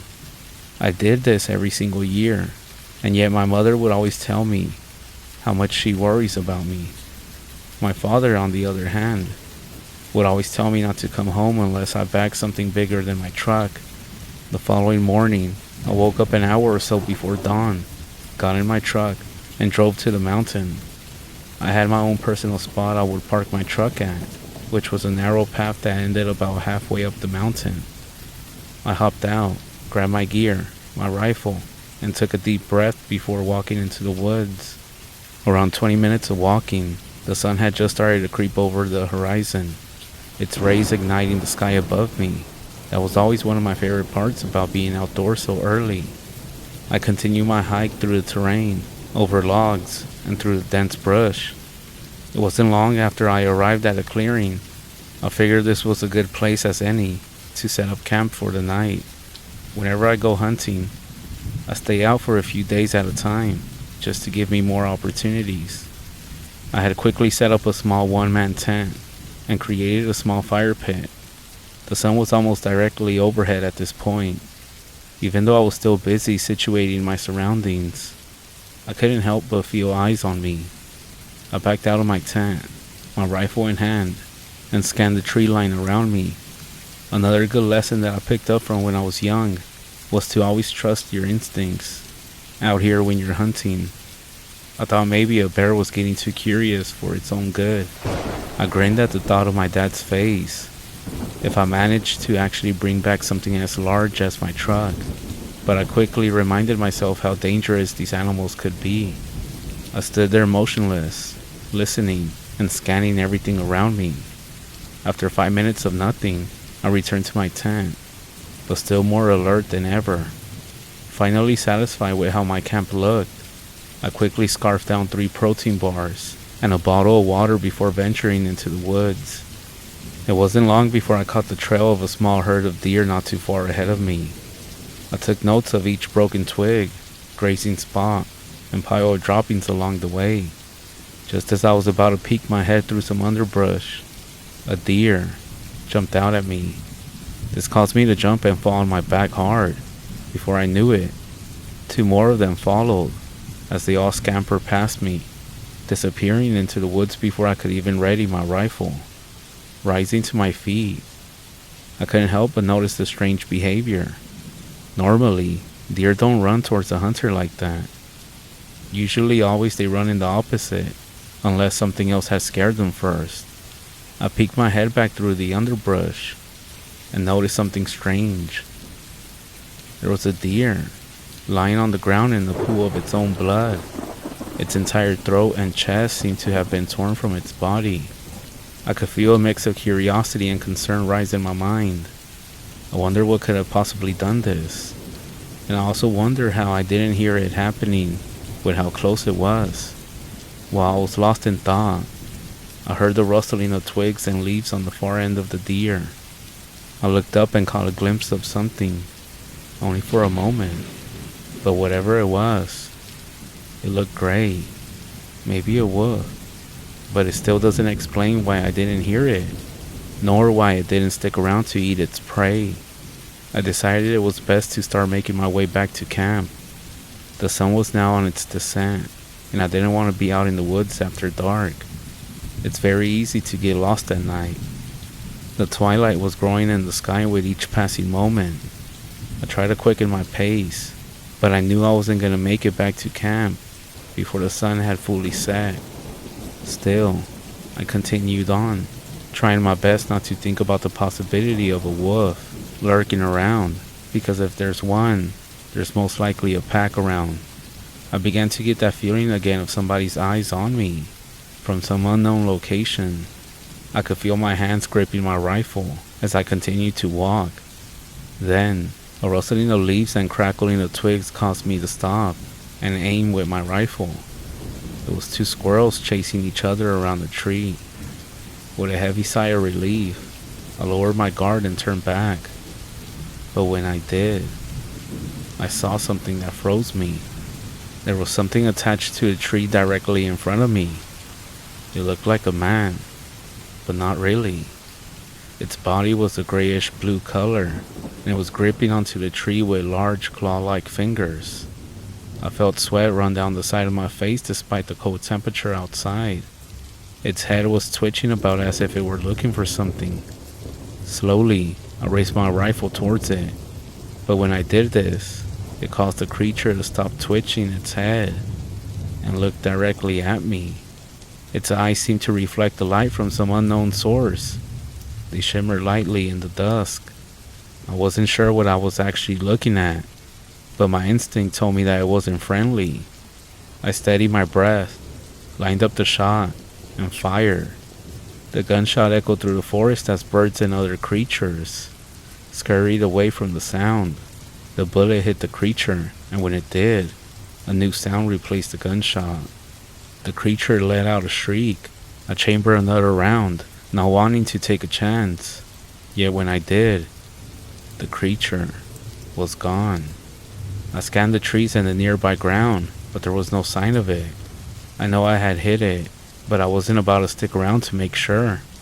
I continued my journey back to camp, but when I got there, I found my entire campsite completely ransacked. My tent was shredded, and all my supplies had been scattered about. Just then, I heard something behind me. I slowly turned and was only a few feet away from this creature that I had just shot. It was on all fours, crawling, still twitching its head as it moved. I could see it much more clearly now, even with the light missing from the sky. The skin on its mouth looked torn, and its jaw was hanging loosely as it was breathing silently. Its eyes were completely white, almost as if it were blind. I shifted my body slightly to face the creature, and when I did, it stopped crawling. Its milky eyes were looking directly into mine, and in a split second, I pulled my rifle up and fired, but that didn't do anything to stop it. It leaped through the air and knocked me down. Its large claw-like fingers were scraping at me while its mouth, filled with razor-sharp teeth, snapped in my face. I was trying my hardest to keep it from biting me by holding it back with the body of my rifle. But this thing was strong. I rocked from one side to the other and used the momentum to throw the creature off of me. It scrambled to its feet, but I was faster this time. I took a quick breath and squeezed the trigger, catching the creature in the head. It wheezed and fell back. That's when I got up and began running towards my truck. I looked back only once, and when I did, of course, I saw no sign of the creature I had just shot. Panic set in as I jumped over logs and tore my clothing on branches. I was just praying that I was going the correct way the entire time. As I was running, I started to feel more and more eyes on me, as if the entire mountain was now aware of my presence. I went around a small hill and almost screamed when I saw my truck. I got into it and drove out of there. When I made it home, my mother was happy, and my father was concerned at all my cuts and wounds. I told him that a bear had attacked me and that I had narrowly made it back. I couldn't bring myself to tell them what I really saw up there. Weeks went by, and I couldn't shake what I had experienced. I doubt I ever will. I have since quit my job at the campgrounds and have started looking for jobs closer to town. I have hunted everything up on that mountain, but that night was the first time that something had hunted me. I don't think I'm ever gonna go back to that mountain. And if you plan on going into the wilderness, be careful. A wolf or a bear aren't the only things lurking within the trees.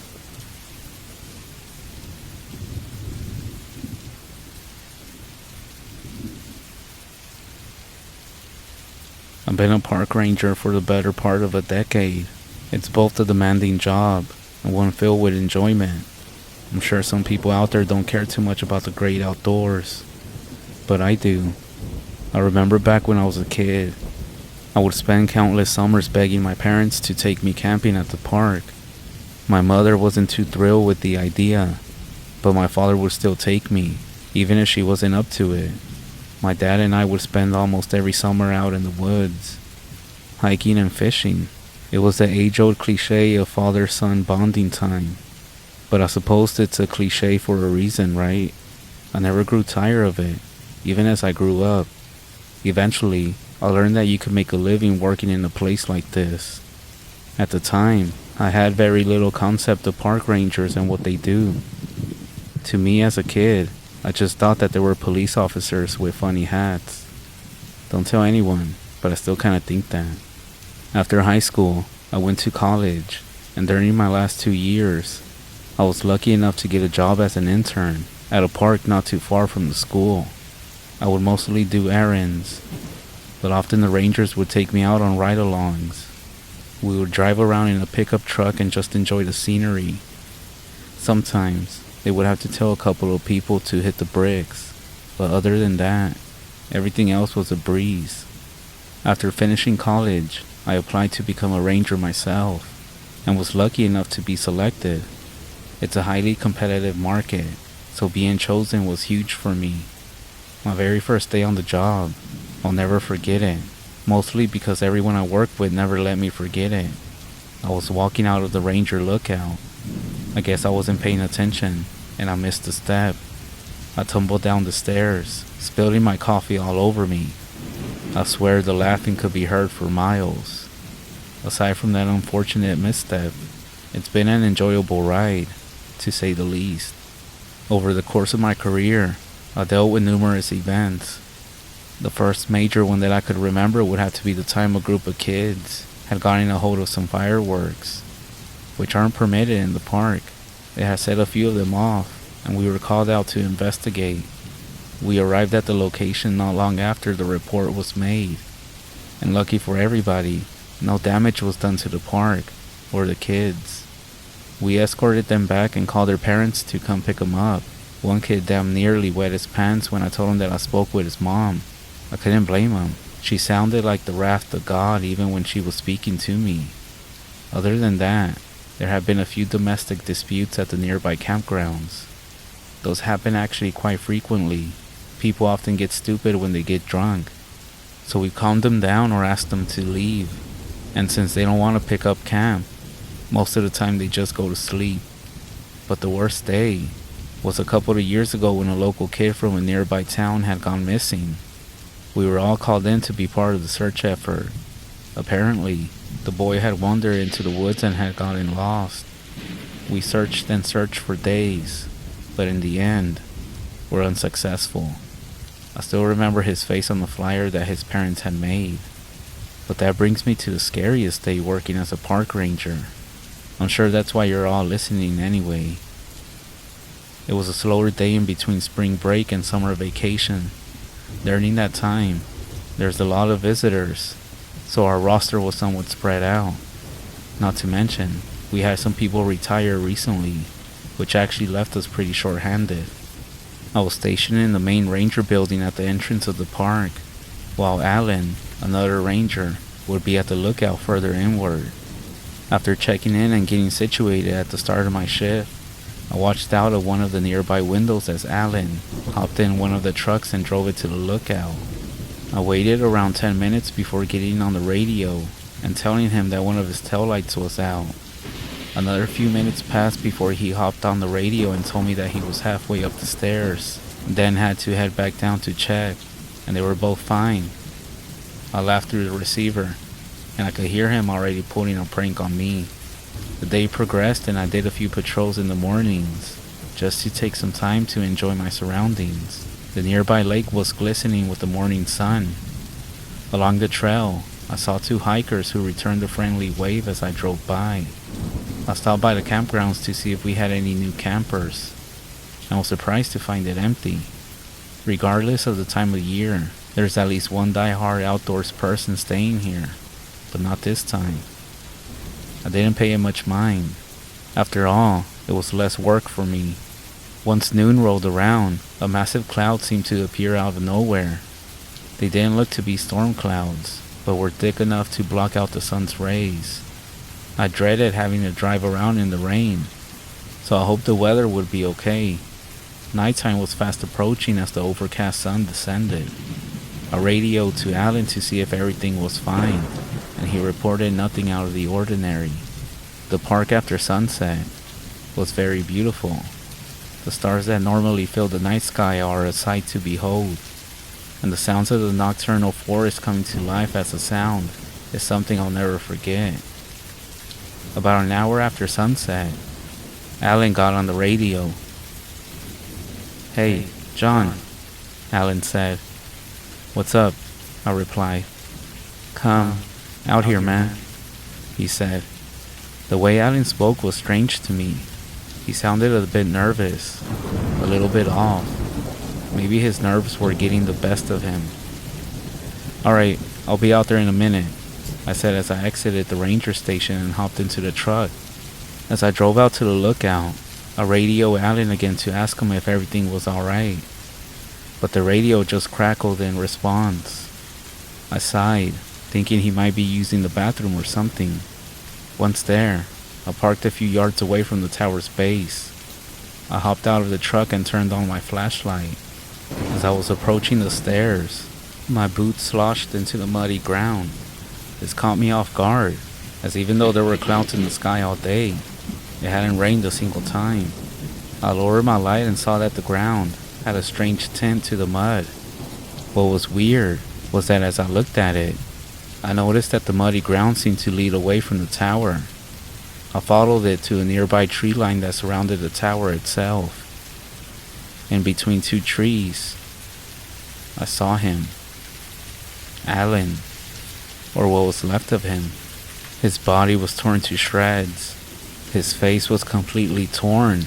If not for his uniform, I doubt I would have recognized him. As I was standing over my bloody coworker, the radio crackled to life. "Hello, John," Alan's voice came through. My breathing stopped. "Are you almost here?" he asked. The voice coming through the radio was definitely Alan's, but that was impossible, as I was currently staring at his remains. I snapped my head and looked up to the tower above me. Even though it was dark outside, I could see someone inside of it, a silhouette, standing still through the glass. I then got on the radio. "Alan, are you in the tower?" "Yes," came the response. As soon as whoever it was responded, I made a dash to my truck. As I ran, I looked up and watched this thing run towards the tower's door and begin to descend the stairs. I barely managed to jump inside the truck before whatever it was reached the bottom. I quickly started the engine. To this day, I'm still not sure what was standing in front of me. Its skin was gray from head to toe. Its body seemed muscular, yet lanky at the same time. Long arms and legs protruded out from its torso. I could see the flesh expand and contract with each ragged breath it took. Its face was by far the strangest. Large eyes. The lower half of its face was just a mesh of teeth, some even puncturing its own skin. It raised a long, clawed hand to its mouth, and I could see it was holding something. Suddenly, my radio crackled to life. It said in Alan's voice, "John, are you there?" I floored my truck and ran into the creature as hard as I could. The metal on the truck creaked for a moment before the thing fell to the ground. After that, I reversed out of there, spinning the truck around and driving until I was completely out of the park. I was interviewed by different law enforcement agencies about the events of that night. I tried my best to be honest, but hearing myself explain to the local police that it was a monster sounded insane. The authorities determined that it was most likely an individual who was crazy that attacked Alan, and when they went to go find him, he was nowhere to be found. It's been almost a year since that day, and I have since moved 4 states away, getting a job at a smaller park. Some of you might think that's crazy, but I do still love the outdoors. I just refuse to work once the sun goes down. I try to look up reports of similar incidents, and the closest thing I could find were stories or legends about strange creatures that are called wendigos, the rake, or skinwalkers. I have no idea if that's what I saw that night or not, but here's some advice. If any of you are planning to visit one of your state parks this summer, I would highly recommend it. However, if you're planning on camping at one overnight, please be very careful and never trust a voice when you can't see its face.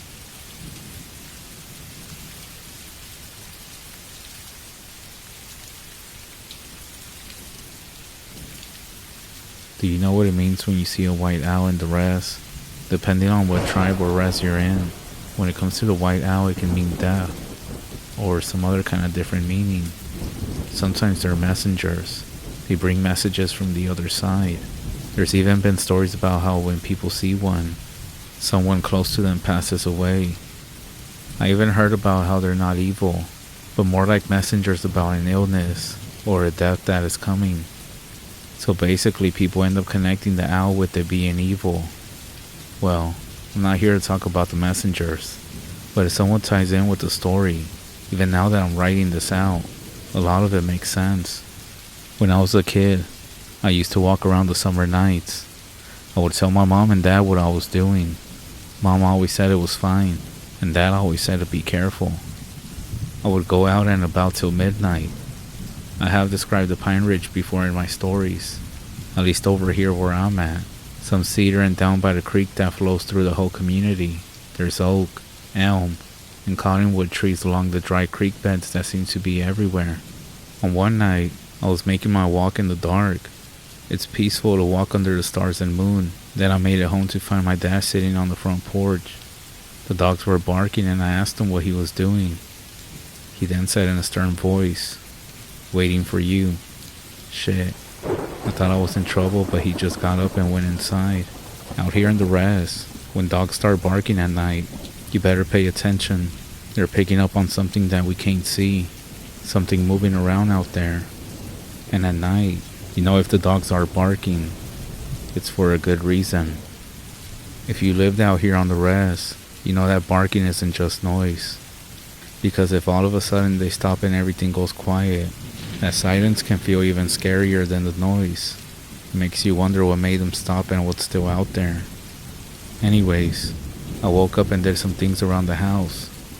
When the evening time rolled around and I was getting ready to do another walk in the dark, as I was going outside, my dad was sitting out there again. The dogs up and down the creek were going crazy as well, barking like they were scared. I was ready to go when my dad told me to sit down a minute before I left. I could see that he wanted to talk about something, but I could tell he was trying his best to figure out how.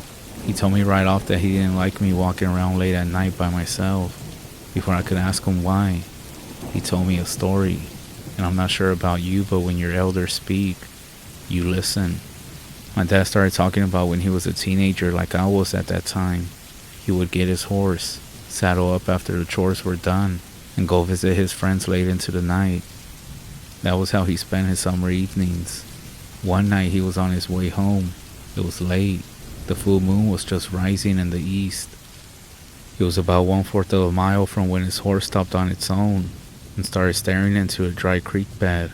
He sat up on his horse and looked down into the dry creek bed, trying to make out what his horse was looking at. His horse snorted and did a little hop. He got his horse under control. It was still looking into the dry creek bed. My dad thought he saw something moving, but he wasn't sure what it was. It was white, and it seemed to be moving in the trees below. He continued watching, when all of a sudden it jumped up into the air and came towards him. It did scare the horse. It took a few quick steps to the side. He reined it in while the white thing came at him.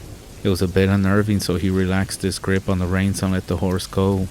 He got about 20 feet when the white object came out of the dry creek bed behind him. He looked at it as it came closer, and it was a huge white owl, flying. Something about it scared him off, so he took off. It flew behind him as he rode his horse. Eventually it flew over him. It was a pretty big owl, he said. The wingspan was as long as his horse was from tail to nose, and the body looked like about 3 feet long. That said, it flew off, directly towards the moon, and eventually it disappeared. He just sat on his horse as it was flying away. Once the weird feeling wore off, he continued back home. Home was at the bottom of the hill, surrounded by the creek on the north and west. To the south were pine-covered hills, a dry creek bed to the east, and a big alfalfa field that was fenced off. He got to the top of the hill and then his horse already snorted, jumped sideways, while looking towards the alfalfa field. The moon was slowly coming up, but all he could see was deep shadows in the field along with the haystacks that were there as well. He couldn't see anything but thought it was deer running around that was causing his horse to spook. He looked in the same direction that the horse was looking at. When it snorted, and it jumped again, he grabbed on with his knees, looking towards where the horse was looking. In the slowly rising moonlight, he could see something laying on top of the haystack. A slight breeze from the south came and his horse snorted again, and then it took off towards the house. He just held on to the reins and let the horse go. It slowed down long enough for him to get off, and then it took off behind the house. He went inside. His mom asked him what was going on, and he told her what happened and what he saw in the field. As he was telling my grandma what he saw, he said the dog started barking like crazy. He said this just made the whole situation worse. That's when she called for my grandpa. He came out of the bedroom, and she told him what happened to my dad. Grandpa got out his gun when he heard about the figure lying on the haystack. He told my grandma and dad to stay inside while he went to see what was going on, and then he walked outside. The moonlight was brighter now as he walked out of the house and down to the fence line for the alfalfa field. He opened the gate and started walking out into the field, looking around at the haystacks that were closest to the house. The 4 haystacks that were directly south of the house were clear from what he could see in the moonlight. Grandpa started walking towards the 2 haystacks that were northeast of the house along the dry creek bed. The first haystack he didn't see anything, but as he got within 50 yards of the second haystack, he thought he saw something peeking over the top but slowly sliding down. Kinda like when you peek over something but slowly bring your head back down. Grandpa focused on the haystack, watching in from the open field around it. Then he saw it again. Somebody's head in the shadows, slowly peeking over the top at him. He then spoke to the shadow head, telling him to come down off the haystack. The head disappeared, and when he said that, Grandpa spoke in a louder voice, telling whoever it was to come off the haystack as he brought the gun up to his waist. He started walking towards the haystack, repeating that whoever that was had to get down off the haystack. He could see movement in the shadows. Whoever it was sliding off backwards, putting the haystack between them and my grandpa. At this point, Grandpa took off in a fast run towards the back of the haystack. He came around the right side of the haystack in time to see who it was. Standing before him was a man-like hairy creature that stood there as he came around the haystack. He could see the dark hair all over its body that sort of glistened in the moonlight. Standing there watching him, he then brought the rifle to his shoulder but stopped, lowering it down to his waist. It was taller than my grandpa. It was about 7 feet tall. Grandpa stood there watching as it slowly turned around, staring back at the gun as it slowly walked off. Grandpa continued watching as it went up the hill towards the road. He followed behind it at about 40 yards. When it got to the top of the hill, it took off in a fast walk towards the road. When this thing got to the top of the hill, it took off in a fast walk towards the road. When Grandpa got to the top of the hill, he could see it already by the road. It was now moving really fast up the pine-covered hills north of the house. When Grandpa couldn't see it anymore, he walked back to the house.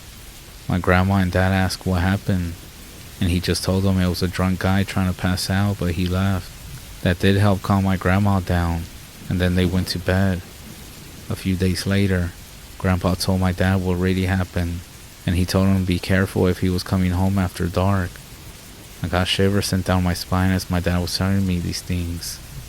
He told me that I needed to be extra careful because the dogs had been barking. As a matter of fact, he said with a serious look, "It's better to just stay inside once it gets dark.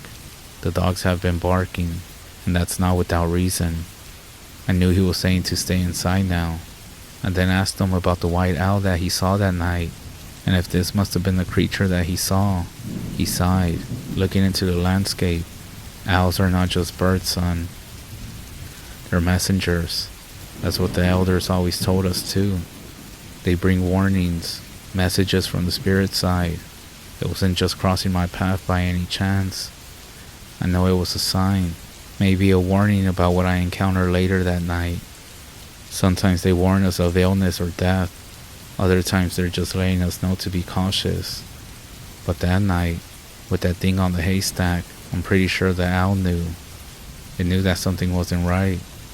It's all connected, son, don't you see? These signs, these warnings, we have to pay attention to them. Of course, not out of fear, but out of respect. Things don't just happen for any reason. This morning, while you were still asleep, I went around the house and prayed. I then saw an owl right outside your window. And seeing an owl like that, again, it's not something that we should ignore. My dad then got up and told me to follow him. We went to the side of the house, right outside my bedroom window, and he said, we need to be more careful in the next coming days and weeks. Whatever it's warning us about, it might not be clear yet, but it's better to be safe. Let's keep the lights on tonight, and let's stay inside after dark from now on, for the next few days and weeks, that is. As I stood beside him listening, I noticed how he continued looking towards the landscape behind us. He looked deeply into the distance, almost like he was looking for something. It was clear that he was worried. Nothing happened to us that day, nor for the next few days. However, one of my aunts, who is my dad's sister, ended up in the hospital. I won't go into details about what happened, but she did pass away a few weeks after that. Knowing what I know now, those white owls are messengers. So if you see a white owl on the REZ, it doesn't mean that something is going to happen to you directly, but for sure it means that something is coming your way that is going to affect you. Stay safe. Check on your family.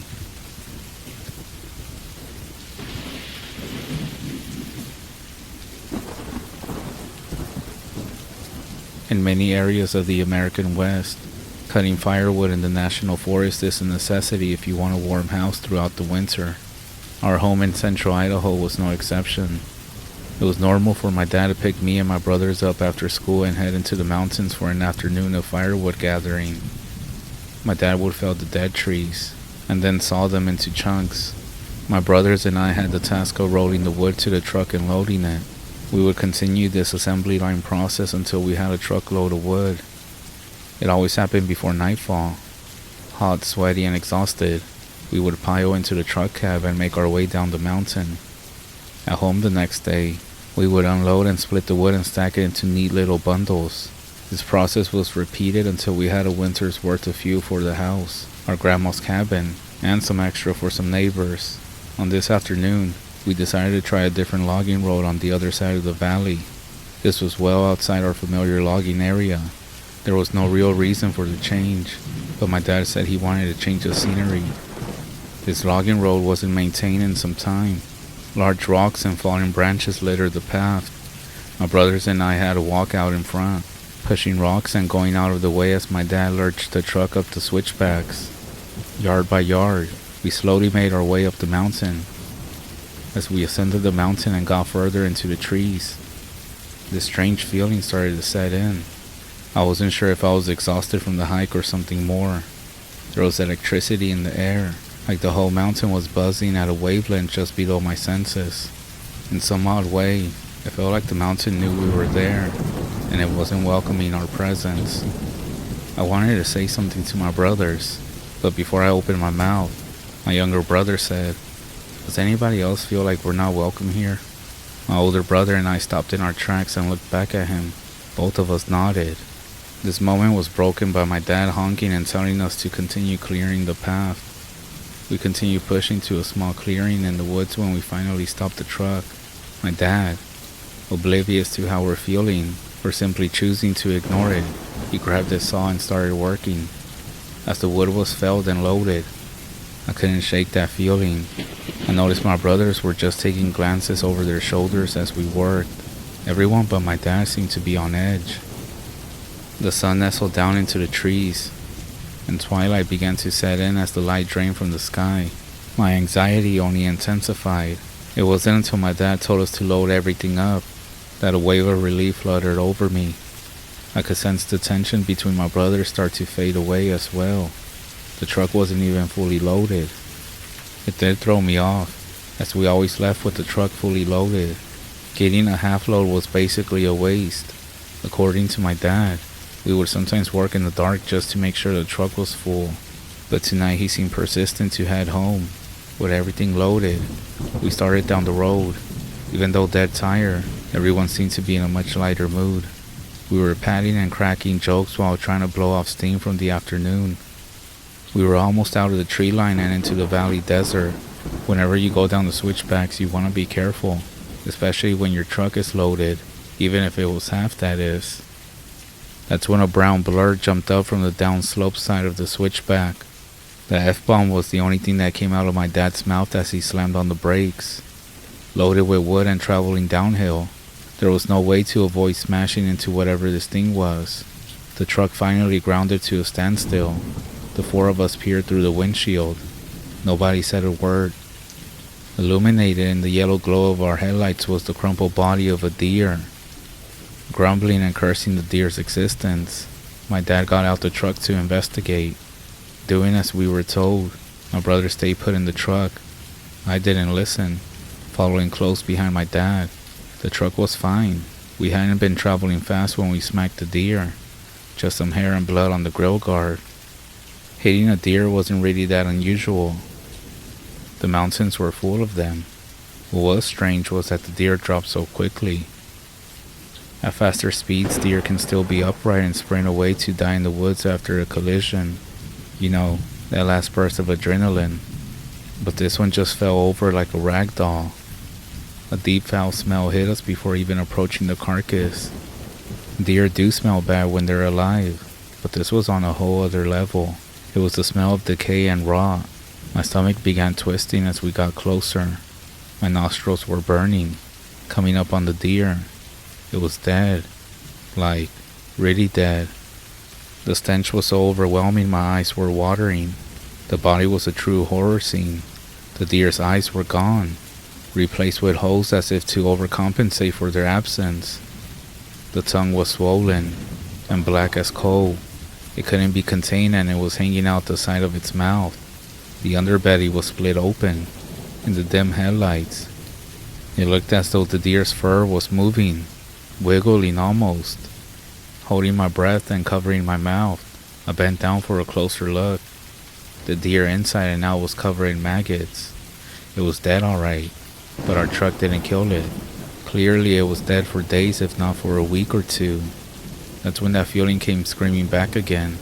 My dad was always the quiet stoic type, but right now, even in the dim headlights of the truck, I could see the fear in his face. His gaze wasn't on the deer, but focused down the mountain, poorly masking the fear in his voice.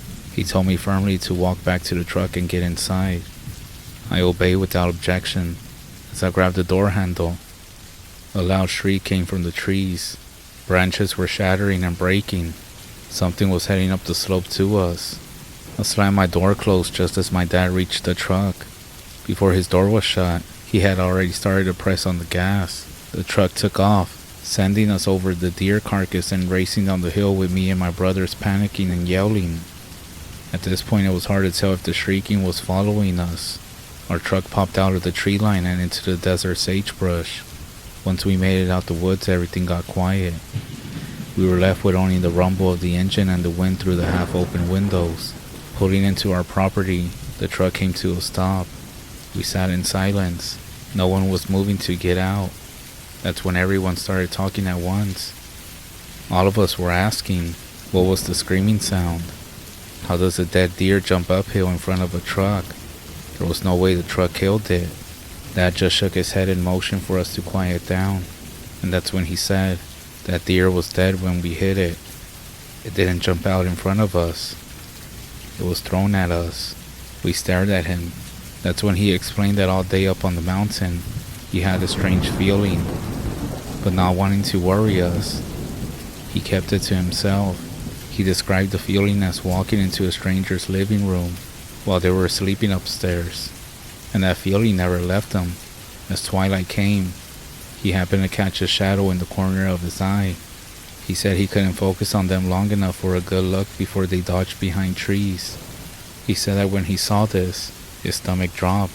Working hard to keep his composure, he finally told us to get inside the truck so that we could leave. It was after hitting the deer and discovering it was long dead that my dad pieced everything together. Something threw that deer to get us to stop before the shrieking started. He could hear something moving in the darkness beyond the road. It was a trap. Running back to the truck could have started an ambush or triggered something. So we walked back to the truck. The moment that we were inside, he drove the truck downhill with no intention of stopping for anyone. That strange feeling didn't disappear until we hit the county highway. My brothers and I never saw anything as we drove away, but those screams from the forest will never leave my mind. We didn't even gather firewood for the rest of the season. For the first time in his life, my dad ended up buying just what we needed. Even though we started to gather wood again the next season, we never went back up that mountain. The Forest Service has permanently closed and reclaimed that road. The only way back up into those woods is by hiking, one that I'm not interested in. Whatever was on that mountain, whatever threw that deer carcass, whatever chased us out, it didn't want us there. It wanted us gone, or possibly worse, it wanted us dead.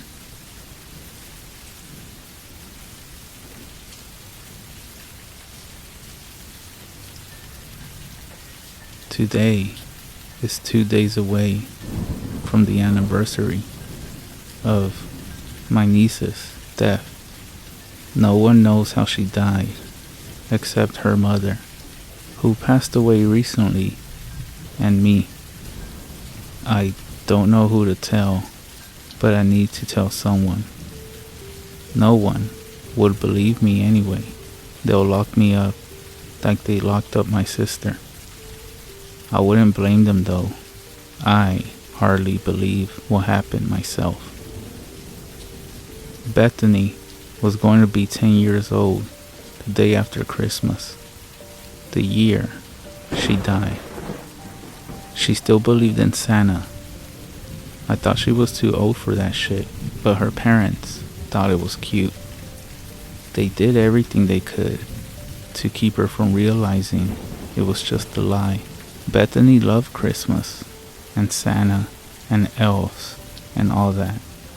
She used to tell me about an elf that would hide in her house. I just figured her parents must have been hiding a toy elf or something.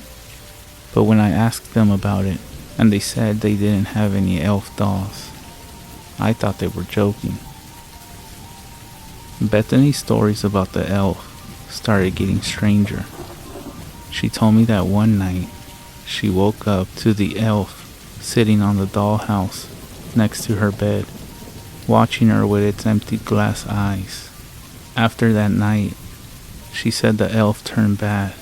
She said it would move around her room, making strange noises at night, and she told me if she tried to get out of bed, the elf would run towards her and bite and claw her feet and ankles. The elf, she said, had too many teeth, which were long and thin but not pointed.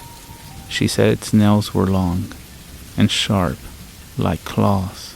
I didn't believe her, but then she showed me the scars and new bite marks. The bite marks were normal human size, but very deep, and definitely with more teeth marks. That's when I started to worry. I didn't believe in the elf at that point. I thought maybe she was doing it herself, and I thought she might have been seriously, mentally ill. I wish I was right. I told my sister my concerns about her daughter. She was worried too, so she found a psychiatrist for her. I thought that would help Bethany, but as Christmas came near, she seemed to get worse. I was staying over at my sister's house for Christmas Eve, and Bethany asked me to sleep in her room to protect her from the elf. I told her yes. I thought that was a good idea, so I could figure out what was going on with her. Maybe she was biting her own ankles in her sleep. That night, Bethany woke me up and asked if I would get her some water. She didn't want to get up because she was afraid the elf would attack her. I also didn't want to leave the poor girl in there alone, so I told her she had to come with me. She didn't want to come, but I wouldn't let her stay. I should have listened. My God, maybe she would still be alive if I listened. It's my fault. She's dead. When we got by the door, I saw it. The elf was tall, with strange teeth and blank white eyes. I thought I was imagining, so I turned on the light, but it didn't go away. I know I should have tried to leave, but instead, I tried to take a picture of it. As soon as I did, it started to run at us so fast, I could barely see it. Everything happened so fast. Bethany, who had been standing so still, pushed me out of the room so hard that I fell to the floor. The door slammed shut. All I could hear was a voice screeching so loud I could hardly hear Bethany's screams. It sounded like the voice was saying Merry Christmas, but it wasn't pronounced right. It sounded like Merry Christmas. I was trying to get back in the room, but the door was locked. I tried to kick it down, but I wasn't strong enough. I ran into the kitchen to find something to break the door as I called the police. They thought it was a joke. I don't understand how they didn't hear the screaming. How did her parents not wake up? I found a brick and decided that was good enough to make a hole in the door or something. Then I heard a ripping sound, and the screams and screeches stopped. I cautiously opened the door, which somehow unlocked, and the walls and the bed and all her toys and furniture were bright red, soaked in Bethany's blood. On the floor, the elf was hovering over Bethany's corpse. It was split in half vertically, and the elf was wearing her intestines around its neck and eating them. I screamed louder than I ever screamed before. Bethany's mother finally came out of her room and saw what happened. She didn't even make a sound. She just stared at the horrifying scene. We closed the door and put things in front so it wouldn't open. We went into the living room to wait for the police. When the police finally arrived, they questioned us and her husband, who hadn't heard a thing. I couldn't say anything. It was like a dream, so unreal. I just sat there, staring into space. The only one who told the police what happened was my sister. The police removed the barricade from the front of Bethany's room, but when they opened the door, nothing was there. The blood was gone. The elf, Bethany, everything. The room looked completely normal. Besides, snow blowing in from the window. Everything was gone like magic. The police stated a search party. They thought she ran away. After everyone left, I stood in her room alone and cried. I heard the sound of bells, and then I heard the elf whispering, "Merry Christmas." I ran out of there. It's been over a year now since Bethany's death. After Bethany died, my sister's mental health began to go down. She boarded up the doors and windows of Bethany's old room. She never slept anymore. We found her trying to cut open her stomach several times, and we had to have her live in a mental hospital, where she ended up killing herself by making a noose out of her bed sheets. Now, I'm the only one who knows what happened. Everyone else still thinks she's missing. I don't go near that house anymore, and I can't bring myself to talk to Bethany's father. But no matter what I do to forget what happened, I can't. Sometimes I can still hear it, the voice of that elf at night, and I'm afraid it's going to kill me next. It's almost Christmas.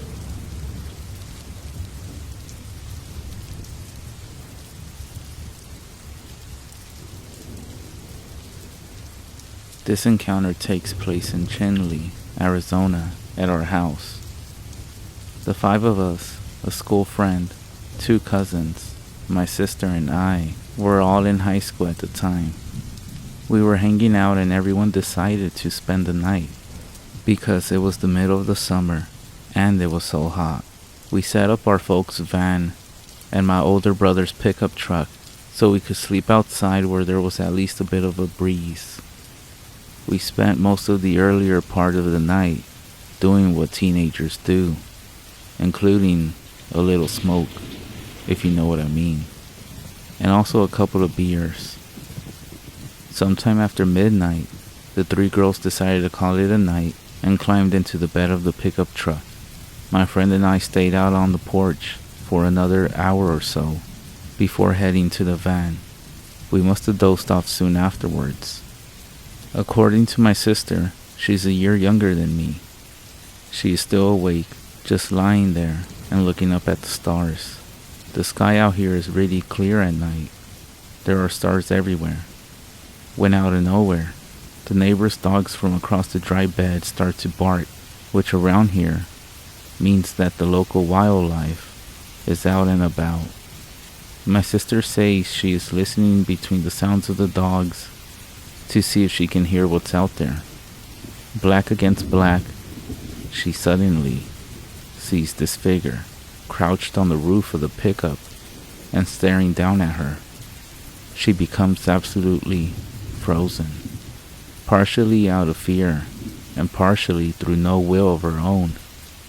She wants to scream or at least say something, but she can't find her voice. It's as if she's gasping for air, but without making any noise, and as if her lungs just won't fill. Just then, our younger cousin wakes up. She says because out of nowhere she gets this feeling of intense dread. She sits up kind of suddenly, and at the same time, it is like my sister is released from a spell. The air rushes into her lungs, and she lets out a scream, pointing to the top of the truck. But whatever it was is now gone. All three girls are now wide awake and panicking. They jump out of the back of the pickup and make for the house where my parents are sound asleep. My friend and I, totally oblivious to the excitement and somewhat under the influence, remain blissfully unconscious. Inside the house, my sister tells the other girls what she saw, or at least thinks she saw. At first they're all scared, but then they just start laughing. Then they become brave. My sister grabs a flashlight from the kitchen drawer, and the three of them venture out into the dark yard. They come off the porch and paint the front of the property with the beam of the flashlight. They see nothing of interest. Now they head towards the back of the house, all together as if the light is some kind of shield. As the beam moves across the open yard, and then to the hill of the back of the property, they see this figure, moving quickly and steady, but in an awkward way, as if it has a new pair of shoes, making its way to the top. Before they can get a good look, it disappears over and down to the other side. My sister wants to go after it, but my two cousins pull her back towards the house. They go inside and wake up my parents. My mother refuses to leave the house, but my father, thinking that he's got some sort of thief running around his property, grabs his shotgun, 20 gauge, and makes for the hill. Of course, whoever or whatever it is no longer to be seen. He fires off 2 shots into the darkness anyway. Not that she needs to after those 2 shotgun blasts, but my sister then comes over to the van to wake us up, to go inside the house. The only thing I'm asking is why the old man is blasting away into the night. She tells me her story. My friend, who definitely partied harder than I did, doesn't stir an inch. I told my sister I'm staying where I am, so the 3 girls decide they too are staying outside and set up watch. All 3 girls promise they won't fall asleep. Nevertheless, the 2 cousins are soon nodded out, and my sister is again alone with the stars. She says it's no more than 20 minutes, if even that many, when she hears what sounds like someone talking to themselves in Navajo. But it's old Navajo, and she doesn't know what's being said. The sound is coming from back by the hill. My sister wakes up the other 2 girls, and they run back up to the house. My sister makes her way back to my parents' room. My dad is out like a light and not responding. My mother, however, is talking in her sleep, as if she's admonishing someone. At the same time, she is invoking the name of Jesus. We are Christian after all. The next morning, my sister is asking her if she remembers any of it. My mother recalls having a dream in which something dark and menacing is outside the door trying to find its way in. She has no doubt it was evil, but she says that the prayer she did made it go away. Anyways, at the same time my mother is talking in her sleep, my sister feels a presence to the back door of the house of something she describes as evil. All 3 girls swear there's a heavy smell of something dead, which makes them nauseous. No sooner does my mother name Jesus, the feeling and the smell go away. When morning comes and the sun is up high and bright, the 3 girls and my mother go outside and have a look around. There, up on the hill, is a spot in the high grass that's all flat, as if something was sitting there. but there are no trails, tracks, or footprints of any kind. As they all come back to the house, my sister leaves the group and goes to the pickup where she left her sandals. She finds upon one of them a clump of long black hair, frizzy and tangled. All of the girls, including my mother, have dark hair, but none of them like that clump. She shows it to my mother, who tells her to immediately throw it into the fire of the stove. She tells her it is the mark of a skinwalker who intends to do bad medicine and must be destroyed.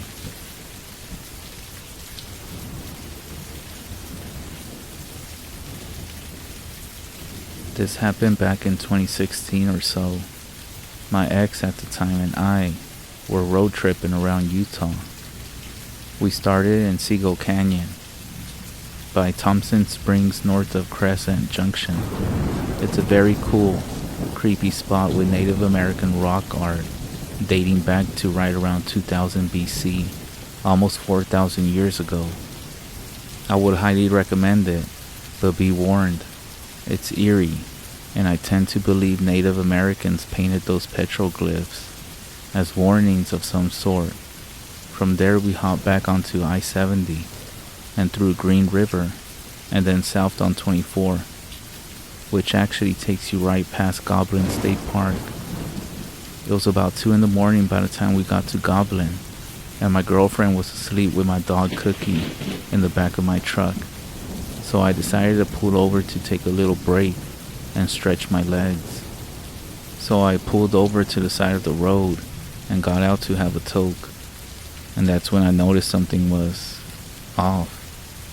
It was too quiet. The night was too still. Just then, a deer ran out of the brush and nearly gave me a heart attack. Laughing a bit, I took a few steps out into the darkness so as to not wake up my ex. I unzipped to go, and that's when I heard my dog growling from the back of the truck. "Cookie, Cookie," I whispered. "Hush, it's just me. Come look over here, baby." "What the?" My girlfriend's voice, from out in the shadows. But when had she gotten out of the truck? And why hadn't I noticed her walk past me? "Lauren," I said, walking towards the voice. "Come look over here, baby," she said again. "Lauren, are you okay? What's going on?" I asked. Cookie's low growl then turned into a ferocious bark, which actually snapped me out of my trance. And that's when I heard Lauren, the real Lauren, from back at the truck. "Connor?" she said in a half-sleep state. "If that's Lauren, then who?" I was knocked flat on my back, and I looked up to see what looked like a half-lady, half-coyote creature peering down at me. Her eyes were somehow beautiful, with a soft white glow to them that reminded me of winter. Her nose was long and looked like a coyote, but without the fur, and she had long white teeth protruding out from her mouth. She had 2 tall pointy ears on the top of her head, and she appeared to be wearing a coyote pelt around her shoulders. She tilted her head to the side before opening her mouth, revealing a row of dagger-like teeth. Her lower jaw was hanging down in an unnatural angle, and she looked like she was making it bigger to bite my head off or something. That's when Cookie came bolting out of the back of the truck, slamming into the creature with some considerable force, knocking her off me. That's when I saw the rest of her body. She was long, at least 6 feet, and she had a full bushy tail, but her hands and feet were those of a human woman. Her body was wrapped in furs, but you could see black and red stripes painted on her naked body in between the patchy pelts. She then started to kick Cookie off of her and ran off into the bush. I ran over to make sure Cookie was okay, and thank God she was. I scooped her up and ran back to the truck. "We gotta go," I said, stumbling up to the driver's seat. We peeled out onto the road, and I started driving way too fast. 40, 50, 60, which is when I hit a cow. That's right, I hit a cow. Apparently there was a whole herd of cattle crossing the road. Lucky for us, I just barely clipped her head right as she started to cross the road. The poor cow then started to heave, but I knew I couldn't just leave her there in agony. I then got out of the car to cut her throat with this big knife I got from a gas station. And that's when I saw her. The Skinwalker was back. She had followed us, and it was most likely her that had spooked the cattle out into the road in the first place. The rest of the herd took off, and then it was just me, her, and the dying cow on the road. Cookie was going nuts in the back of the truck, and I could hear Lauren gasp as this coyote creature took a step towards us with her lower jaw still hanging down from her face, and her eyes reflecting the light from the headlights. Just then, another car came up over the rise, and the coyote lady looked up, and I swear it felt like she was staring straight into my soul, before letting out a blood-curdling scream and leaping off the road back into the night. The other car pulled up, and as luck would have it, it was a BLM ranger who had seen us hit the cow. She pulled out her service Glock and put the poor cow out of her misery. I then told her what happened, but she told us it was most likely a coy wolf, a coyote-wolf hybrid that's new to the region. Lauren was in a state of shock, and I didn't want us to get taken off to the loony bin, so I took the ticket for hitting a cow out on open range, and we drove to Hanksville, where we got a room for the night. I couldn't sleep a wink. Every time I closed my eyes, I just kept seeing her. And those eyes, those glowing, hypnotic, and yet somehow wild, elegant eyes. I often wonder since then who this woman was. What was she doing out there? Does she fully shift from coyote to woman? Or is she always like that? I have so many unanswered questions. I kind of want to go out and try to find her again. I just can't stop thinking about her. Sometimes I have dreams about her. What do you think? Should I try to go and find her? Let me know.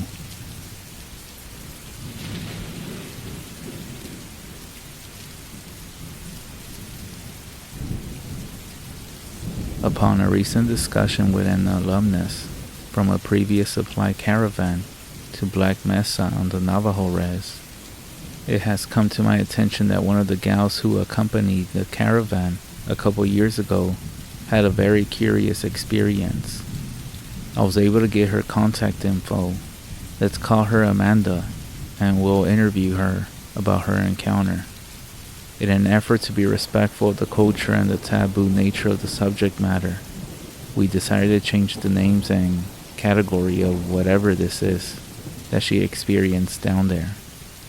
Just a bit of background, there is a company called Peabody Coal Mining, which leases tracts of land in and around Black Mesa, and the landscape is one of shadow topographical relief marked by dry draws and arroyos, which are essentially dry creek beds that flood during periods of heavy rain, which, granted, is not a very common occurrence in the high deserts of Arizona. This is what Amanda said. I was trying to retrieve a lamb who had escaped from the enclosure one afternoon. When I turned around, I couldn't seem to retrace my steps back to, quote-unquote, Johnny's compound, where his parents' hogan is located. I was following one of the arroyos, hoping it would lead me to a road. That's when I started having asthma. I think that I started hyperventilating and had a full-blown panic attack because I lost consciousness, and when I came to it, it was nighttime. I stood up and looked around. I heard something like a twig snapping behind me and turned around to look. In the pale moonlight, I thought I saw something ducked behind a tree. It looked like the dark shape of a person who had been peering around the tree. but then withdrew when I noticed it. But I could tell that it was still there. So I called out, "Hello?" Silence. "Hello? Is someone there? I'm with the Colorado caravan. I think I'm lost." I laughed nervously. "Can you help me?" After a moment or so, this figure peered back around the tree. Only this time, it looked like my friend Charlie from the caravan. The figure then stepped out from behind the tree and motioned me to follow, thinking that Charlie had been sent to bring me back to camp, and still feeling a bit confused. I started to follow the figure back up the draw.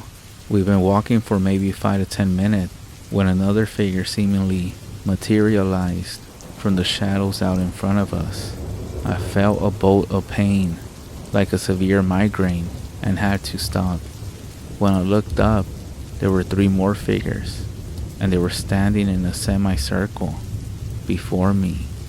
Now these things did not look human at all, but rather like large coyotes, and I could see 10 eyes looking back at me in the dim silvery light. I started to stumble back, but the coyotes made no move to follow as I turned to run away. I ran for maybe 5 minutes before I stopped to catch my breath. That's when I heard another twig snap and looked back to see one of the coyote-shaped silhouette up on the ridgeline from back towards the direction from which I had ran. To my horror, the coyote appeared to stand up on its hind legs and let out a bone-chilling scream. I heard other people describe this before, but it almost sounded like a coyote howl, magnified through a megaphone and then distorted with a heavy reverb-like sound effect. My head was pounding, but I truly felt in fear for my life, so I kept running. Eventually, I came to a service road and was able to flag down a Peabody mine worker who was driving down the road in a work vehicle. I convinced him to give me a ride and told him our caravan leader, Buck, could explain the situation to his manager if need be. As I climbed into the cab and we started driving, I looked in the rear view mirror and saw those eyes reflecting the red brake lights from the back of the truck. I don't think they followed us, but I couldn't be sure. So when the mine worker dropped me off at the compound, I ran into Johnny's parents' hogan, which is a big no-no for non-natives, but I didn't know where else to go, and I was still very scared. Johnny's parents only spoke Diné, but I was finally able to express the gist of what happened in between broken sobs and sniffling.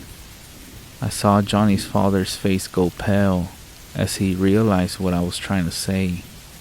He quickly shushed me and went to look out the window. Johnny's mom went to the stove and collected a small pan of ashes. She then dumped out on the table and started dipping bullets into them, loading them into a .357. She was singing what I can only assume was a Diné prayer for protection and looking worried at me. They let me sleep inside and nothing more happened that night. In the morning they called the medicine man to come and pray over me. We still had a couple nights left but decided to call the trip short after that. Johnny said not to worry, that the walkers wouldn't bother them anymore now that we were leaving, and that he was just glad that I was okay. Suffice to say, I won't be going on any more caravans anytime soon.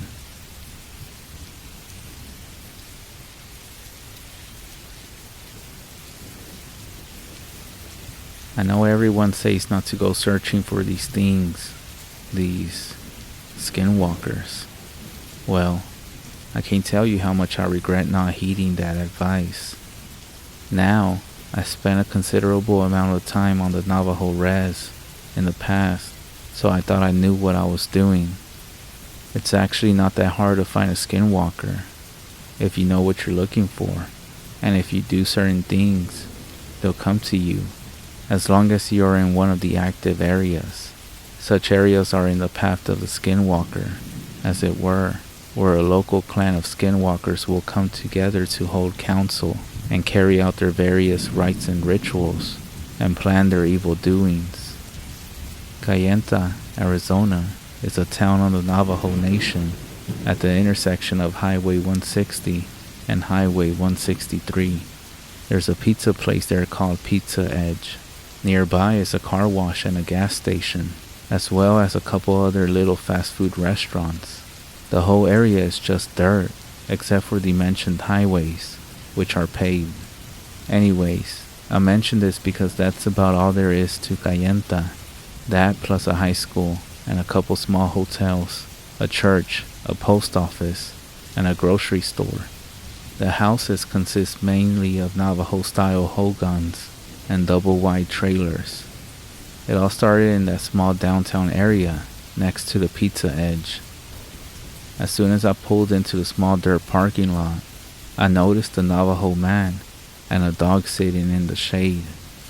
The man appeared to be asleep, but the dog was looking right at me, only its eyes were strange, vaguely human somehow.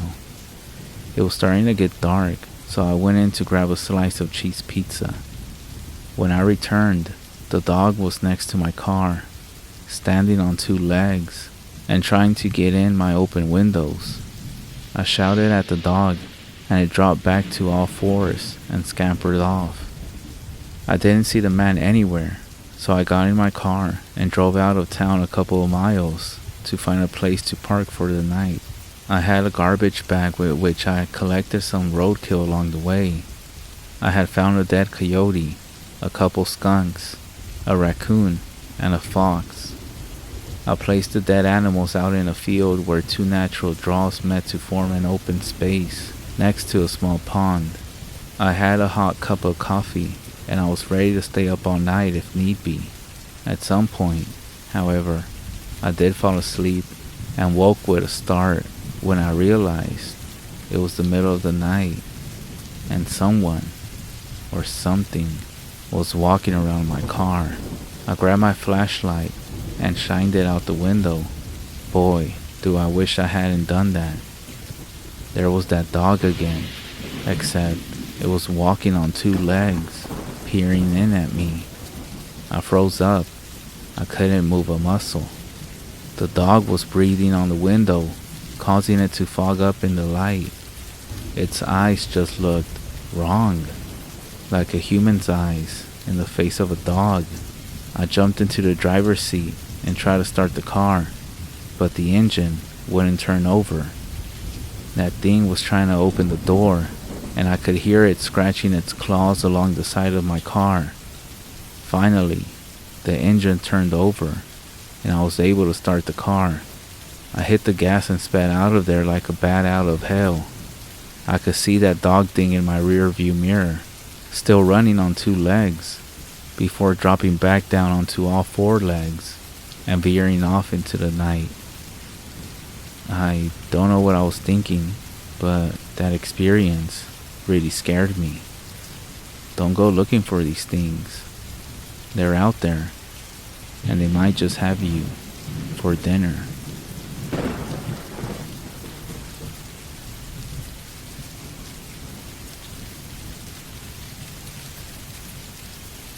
The nighttime brought two rules we had to live by, no matter what family you come from.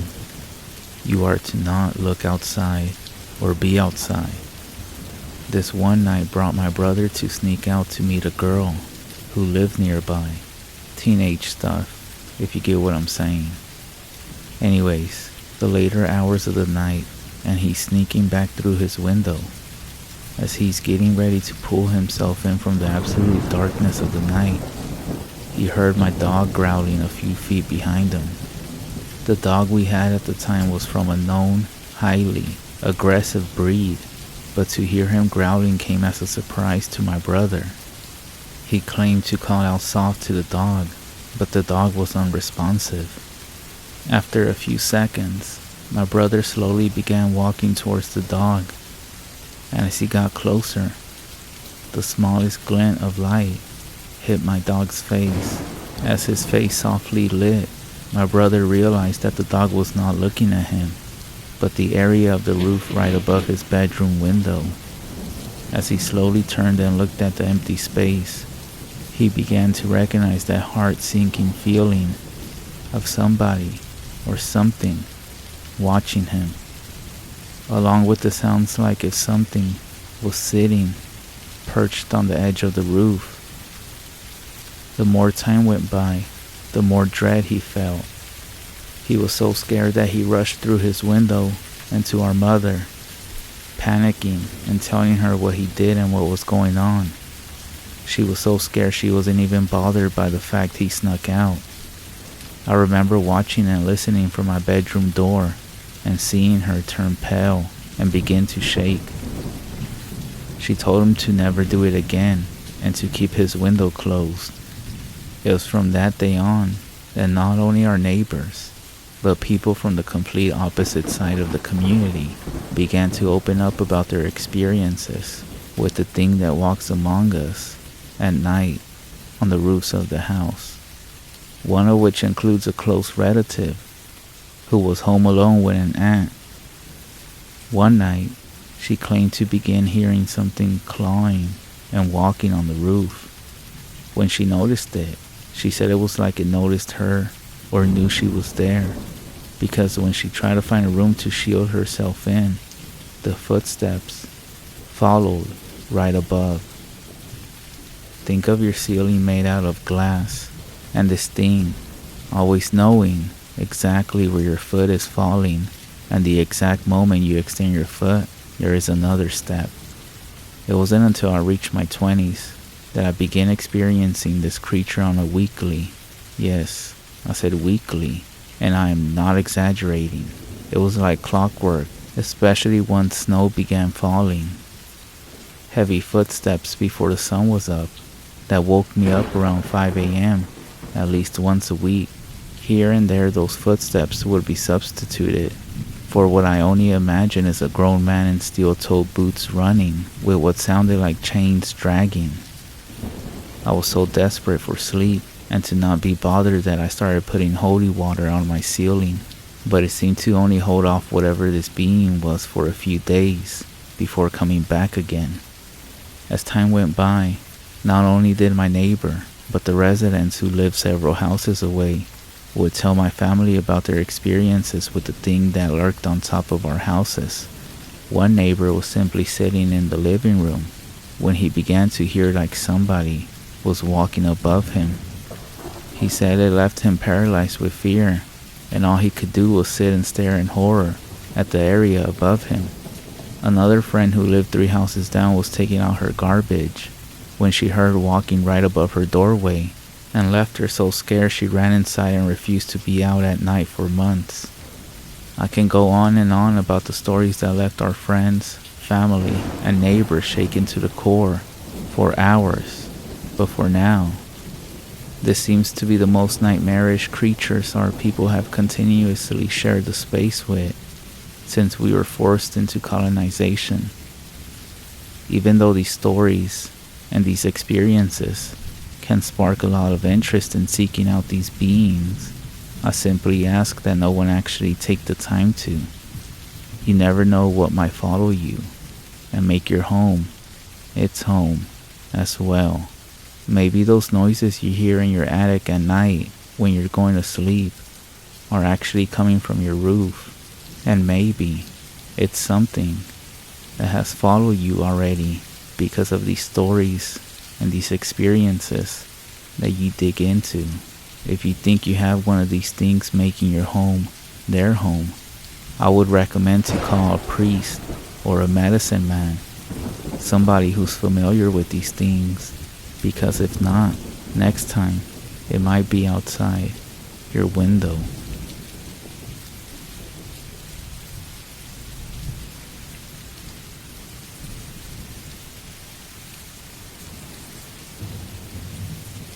You should never help out a stranger at night on the REZ, a lesson that I learned a few decades ago, and now that I'm grown, I guess I'm ready to talk about it and share it with you. Growing up on the REZ, I saw it all. The struggles with drugs, alcohol, and the heartbreaking reality of suicide. People are just trying to make it out, trying to survive one day at a time. There are good people out here, some that will break bread with you, but there are so many out here filled with jealousy, anger, mental issues, and just all sorts of stuff. My family always taught me the same thing. Be nice to everyone because you never know what somebody is going through. And never judge a book by its cover. Always lend a hand where you can. Always help those in need, but be cautious. Don't let people take advantage of your kindness. The heart of people is evil.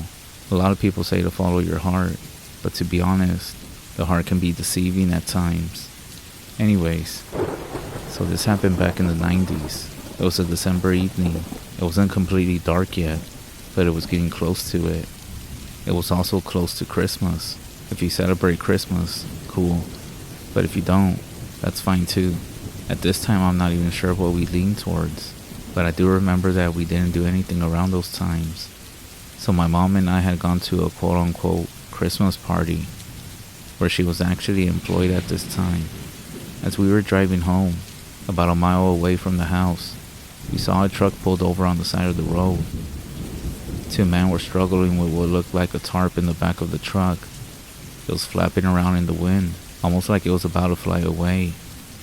As we passed by, they stopped what they were doing and stared at us. Their faces hard to make out in the dim light.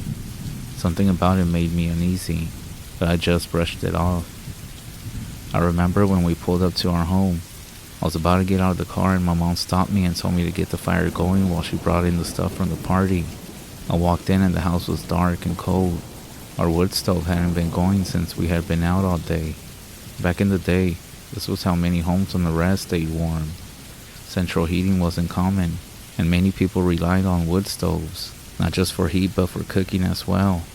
I would even say that nowadays there are still some places without running water or electricity. If you don't believe me, I dare you to go visit. As I was stacking the logs into the stove and struck a match, the fire came on quickly, crackling and popping as the warm air started to fill the room. I stood there for a moment, rubbing my hands together. Just then, I heard a knock at the door. My mom went to go look because she was going in and out of the home to get the stuff. When I went to see who it was, there stood two men asking for help. The taller man had a scarf wrapped around his mouth. You could still see his breath fogging in the cold, while the short guy was wearing a hoodie pulled up tight. His hands were shoved deep into his pockets. As soon as I looked at them, I recognized them. They were the same men we had seen earlier on the side of the road, the ones that were struggling with the tarp in the back of the truck. The taller guy looked at me and my mom. I remember the conversation we all had at the door, and now that I look back, it makes sense. But back then I was younger. I remember because something about them seemed off. The taller man greeted us. His voice was muffled by the scarf wrapped around his mouth. He explained that he had a busted tire down by the cattle guard, and he was wondering if we could help them switch it with a spare. I looked over at my mom. She asked where their truck was, and the man just gestured over his shoulder, saying it was just down the road. He did mention that they thought it might have been us who drove by a few minutes ago, and since it was getting dark soon, they figured that we might be able to help them. He assured us it wouldn't take long. He did say they had everything but just didn't have enough strength to lift the tire and such. By the way, I forgot to mention that they looked about, well, at least the one who was talking looked to be in his 60s. I did ask him what happened to the tire. I say this because I don't remember seeing a flat tire when we passed by them. However, like I said, it was getting dark, so I must have missed it. Anyways, he explained that they hit something on the road and their tire ended up tearing apart. The short guy just stood silently off to the side, avoiding eye contact with both me and my mom. He shuffled his feet in the snow, saying nothing, and it did get me a little bit nervous, even though I was trying to brush it off. You know how when someone is nervous and they are just glancing around? That was him. Let me just finish bringing everything in, and then I'll meet y'all there. The guy then said thanks, and they walked away. I turned to my mom and told her that I would be back in a bit.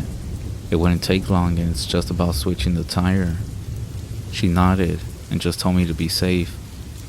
I then grabbed my jacket and followed the man down the road. The taller man walked ahead. while the short one was staying a bit behind him, his head down and his hands still in his pockets. He never did say a word, nor did he make eye contact with me, and something about him felt off. Even now, I never did see him again, or knew what he looked like. So we get to their truck, and sure enough, the tire was shredded to shit, almost like they had been driving on the rim for miles. The taller guy let out a nervous chuckle. He scratched the back of his head and said something about how bad it was. He was saying that they had been trying to make it before the tire gave out completely, but it didn't work out. But he didn't have to tell me. It was obvious from what I was looking at. I kneeled down to get a closer look. The shorter guy stayed back near the cab of the truck, still avoiding eye contact. I grabbed the jack and got to work. As I started lifting the truck, I glanced up at the taller guy, and I asked him where the spare was. He told me that it was in the back, underneath the tarp. I loosened the lug nuts and pulled the rim free. When I stood up to grab the spare, the taller guy moved quicker than I expected. He ducked into the bed of the truck and pulled the spare out from underneath the tarp himself. He then rolled it towards me. I got it and put it on. I started to tighten the bolts. I then looked up at him and told him that he should get this checked out after tonight, because it looked like it had been bad for a while. He simply nodded. The shorter guy just shuffled around the other side of the truck, kicking at the snow. I looked at him again, trying to break the awkward silence, and finally decided to say something to him. I asked him if he was alright. He froze for a second before nodding without looking at me. Weirdo. He mumbled something under his breath.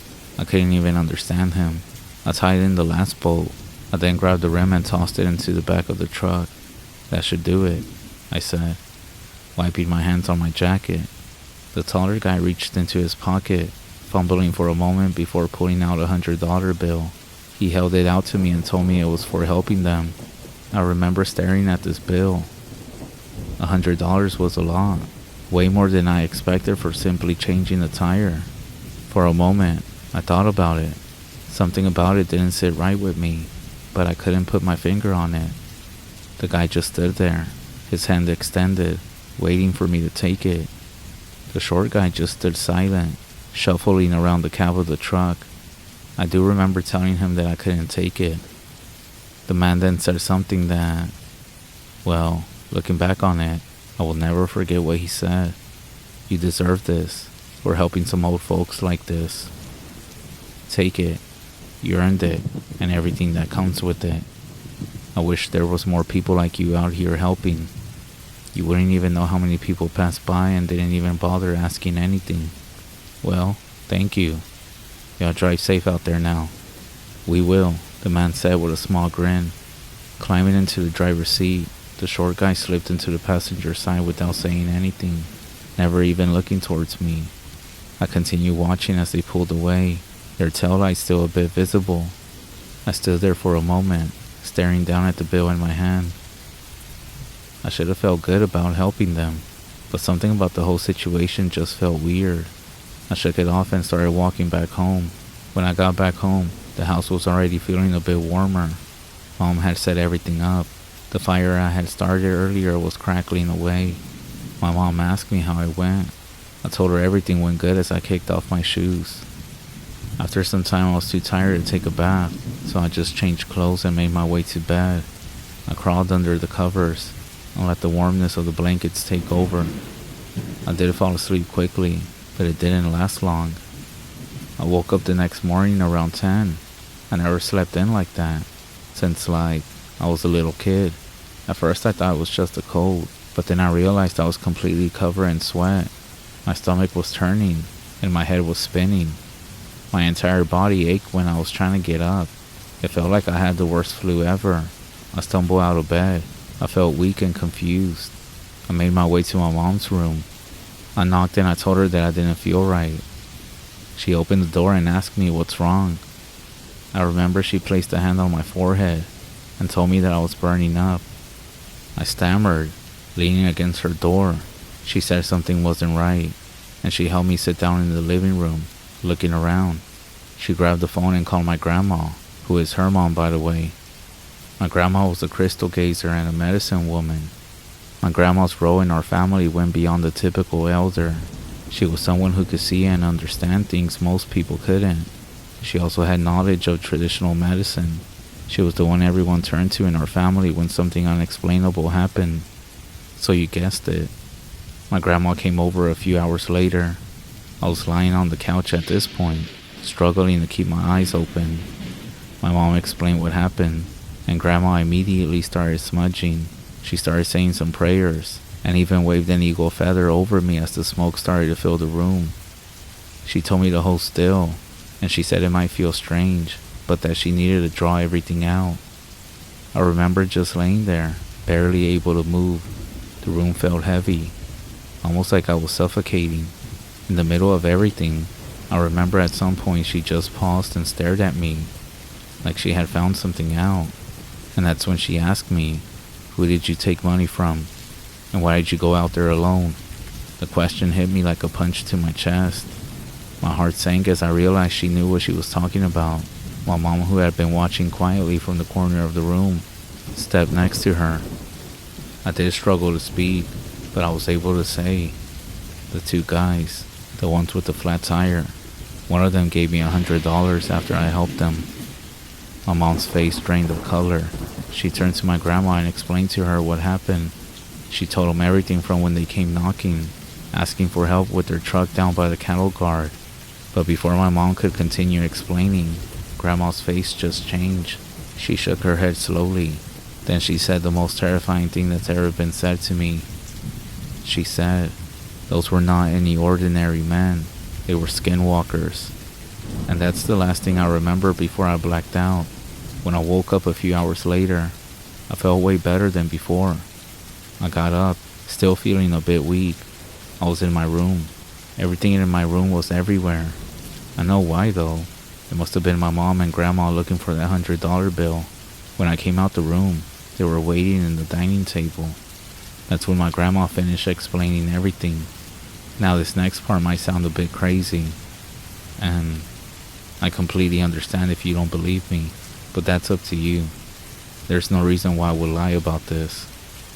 My grandma explained that those witches were on their way to take out an enemy from Sanders, Arizona. They were in such a hurry that their tire blew out. She also said it wasn't just two of them. She explained that there were 4 of them hiding underneath that tarp in the back of the truck. They were planning a surprise. If they had seen you as a threat, or if you refused to help, they would have taken your life without a second thought. They may have supernatural speed, but don't be stupid. They'll use vehicles and whatever they need to blend in and carry out their witching ways. If anything, these witches, they operate in the daylight as well, in order not to raise any suspicion. My grandma then turned her attention to the $100 bill I had taken from the strangers. She didn't touch it directly. Instead, she carefully grabbed a piece of cloth from her bag, wrapping the bill tightly. She said it's not just money, that it also carries their bad energy, their intentions. You can't let something like this stay in your own home. She tied the cloth and said a prayer before placing it into a small pouch. I didn't even ask what she planned to do with it, but I do remember her saying that you can't just throw these items away. The bad stuff it carries will linger, and it needs to be dealt with the correct way. Grandma said she was gonna burn it, or maybe bury it somewhere where it can avoid human contact, letting it just decay naturally. She did say to never be afraid of them. If you are, they will know. I know you might have questions, so I'm gonna try to address everything that people always ask me about them. If they were skinwalkers, why would they need a truck? Why didn't they just travel the way that they do? And to be honest, I don't have all the answers, but these are just assumptions. They may just not want to be seen. Maybe not all of them have the same ability to travel quickly like that. I'm thinking whoever they were after didn't come out so well. Maybe, I don't know. I mean, 6 skinwalkers on your tail. You gotta be screwed. Also, I guess the 4 in the back didn't know how to change a tire. I'm not sure. The fuck I know. All I know is that someone got a big knot on their head from where I tossed it. To be honest, I'm not sure they were targeting a specific person. I think they were just gonna target a whole community. Just remember, don't help out any strangers on the REZ at night. And I guess don't accept any gift. You don't know what it's been touched with. Just remember, witchcraft can be done with a touch, a stare, or simply a few words.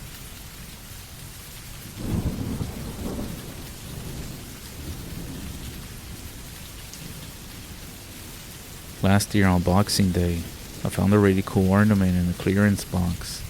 It had a built-in camera to record a unique perspective on your holiday celebrations. I grabbed the last one from the store's dusty shelf and brought it home for less than $10. I forgot about it until my wife, my 2 daughters, and I decorated the house earlier this month. I told my daughters about the camera and said that we could catch Santa in the act. I had an old costume in the attic, and I was going to deliver some gifts in full view of the camera on Christmas night. My girls were overjoyed and went back and forth trying to find the best place to put the ornament on the tree. They had no idea that Daddy was going to reposition it later so it could actually catch the living room and a good angle. In the nights leading up to Christmas, I turned the camera on to make sure everything was working. In the morning, I previewed the recordings, just long enough to confirm the thing was working. Satisfied, I put the micro SD card back into the ornament, and I also slipped in a new battery. I didn't want to disappoint the girls with a failed recording. We enjoyed Christmas Eve as a family, playing board games and eating way more junk food than there was room in our stomachs. Like we do every year, we let the girls open one gift from Mom and Dad before going to bed. The girls, still riding the sugar high, could still be heard giggling in their bedrooms from all the way up the stairs. From time to time, my wife and I could hear one of them shush the other, claiming that she heard noises on the roof or bells jingling. Eventually, the girls fell asleep. My wife kissed me on the cheek and headed to bed while I turned off all the lights. I retrieved the costume and tiptoed to the living room, getting ready for my big film debut. I did everything you would expect Santa to do. I ate most of the cookies. I drank the milk. I pet my large stomach and said my ho ho ho, and I dropped a few presents by the fireplace, all in full view of the camera. I know I did a pretty good acting job. On Christmas morning, the girls came running into our bedroom to wake us up. They insisted that we watch the video before opening the presents. I transferred the recording to my laptop. Then I got to the point where Santa showed up. My girls got excited and jumped in front of the screen, waving at Santa while obscuring the video from my view. It brought me so much joy to see how happy they were. I was too lazy to stop the video, so it continued to play in the background as we unwrapped the presents. I spotted a box I hadn't seen the night before. It was small and wrapped in blue foil paper that I didn't recognize. My name was on it, but my wife seemed as surprised as I was to see it there. Noticing that I was confused, my youngest daughter spoke. "Daddy, that's gotta be from Mr. Elf," she said. I was ready to dismiss her comment as just another weird thing that kids say, but my wife wasn't so quick to ignore it. "What elf?" she asked. My daughter pointed to the laptop. By then, the video had ended and all that was left on the screen was a preview of the first frame. "The one that came with Santa," she answered. Panic struck me. I know my wife didn't dress up as an elf. I scanned the video, clicking back and forth until I saw what my daughter had seen. There was someone in the living room. He walked into the corner after I had turned the lights off. He was standing there, watching me parade around as Santa. The video went completely quiet after that. It was as though the camera failed to record a single sound. The strange, tall man was wearing an elf costume, and he was standing perfectly still for over an hour, watching the camera from a distance. After some time, he walked over to the plate of cookies and bit the head off a gingerbread man. I glanced at the plate and saw his teeth mark on the cookie. The man then quietly approached the Christmas tree. I thought the audio wasn't working, but as he got closer to the tree, I began hearing his slow and steady breathing. He then reached out to the ornament, and the video stopped. In a terrified frenzy, I grabbed the blue box that he had left behind. I ripped the bow off of it and tossed it away. I removed the wrapping paper, opened the box and looked inside. Right there, in the middle of the bubble wrap, was the battery that I had put in the camera the night before. My wife took the ornament and opened the back. The battery was missing. I don't know what scares me more, what the camera caught, or what the elf might have done after he turned off the camera.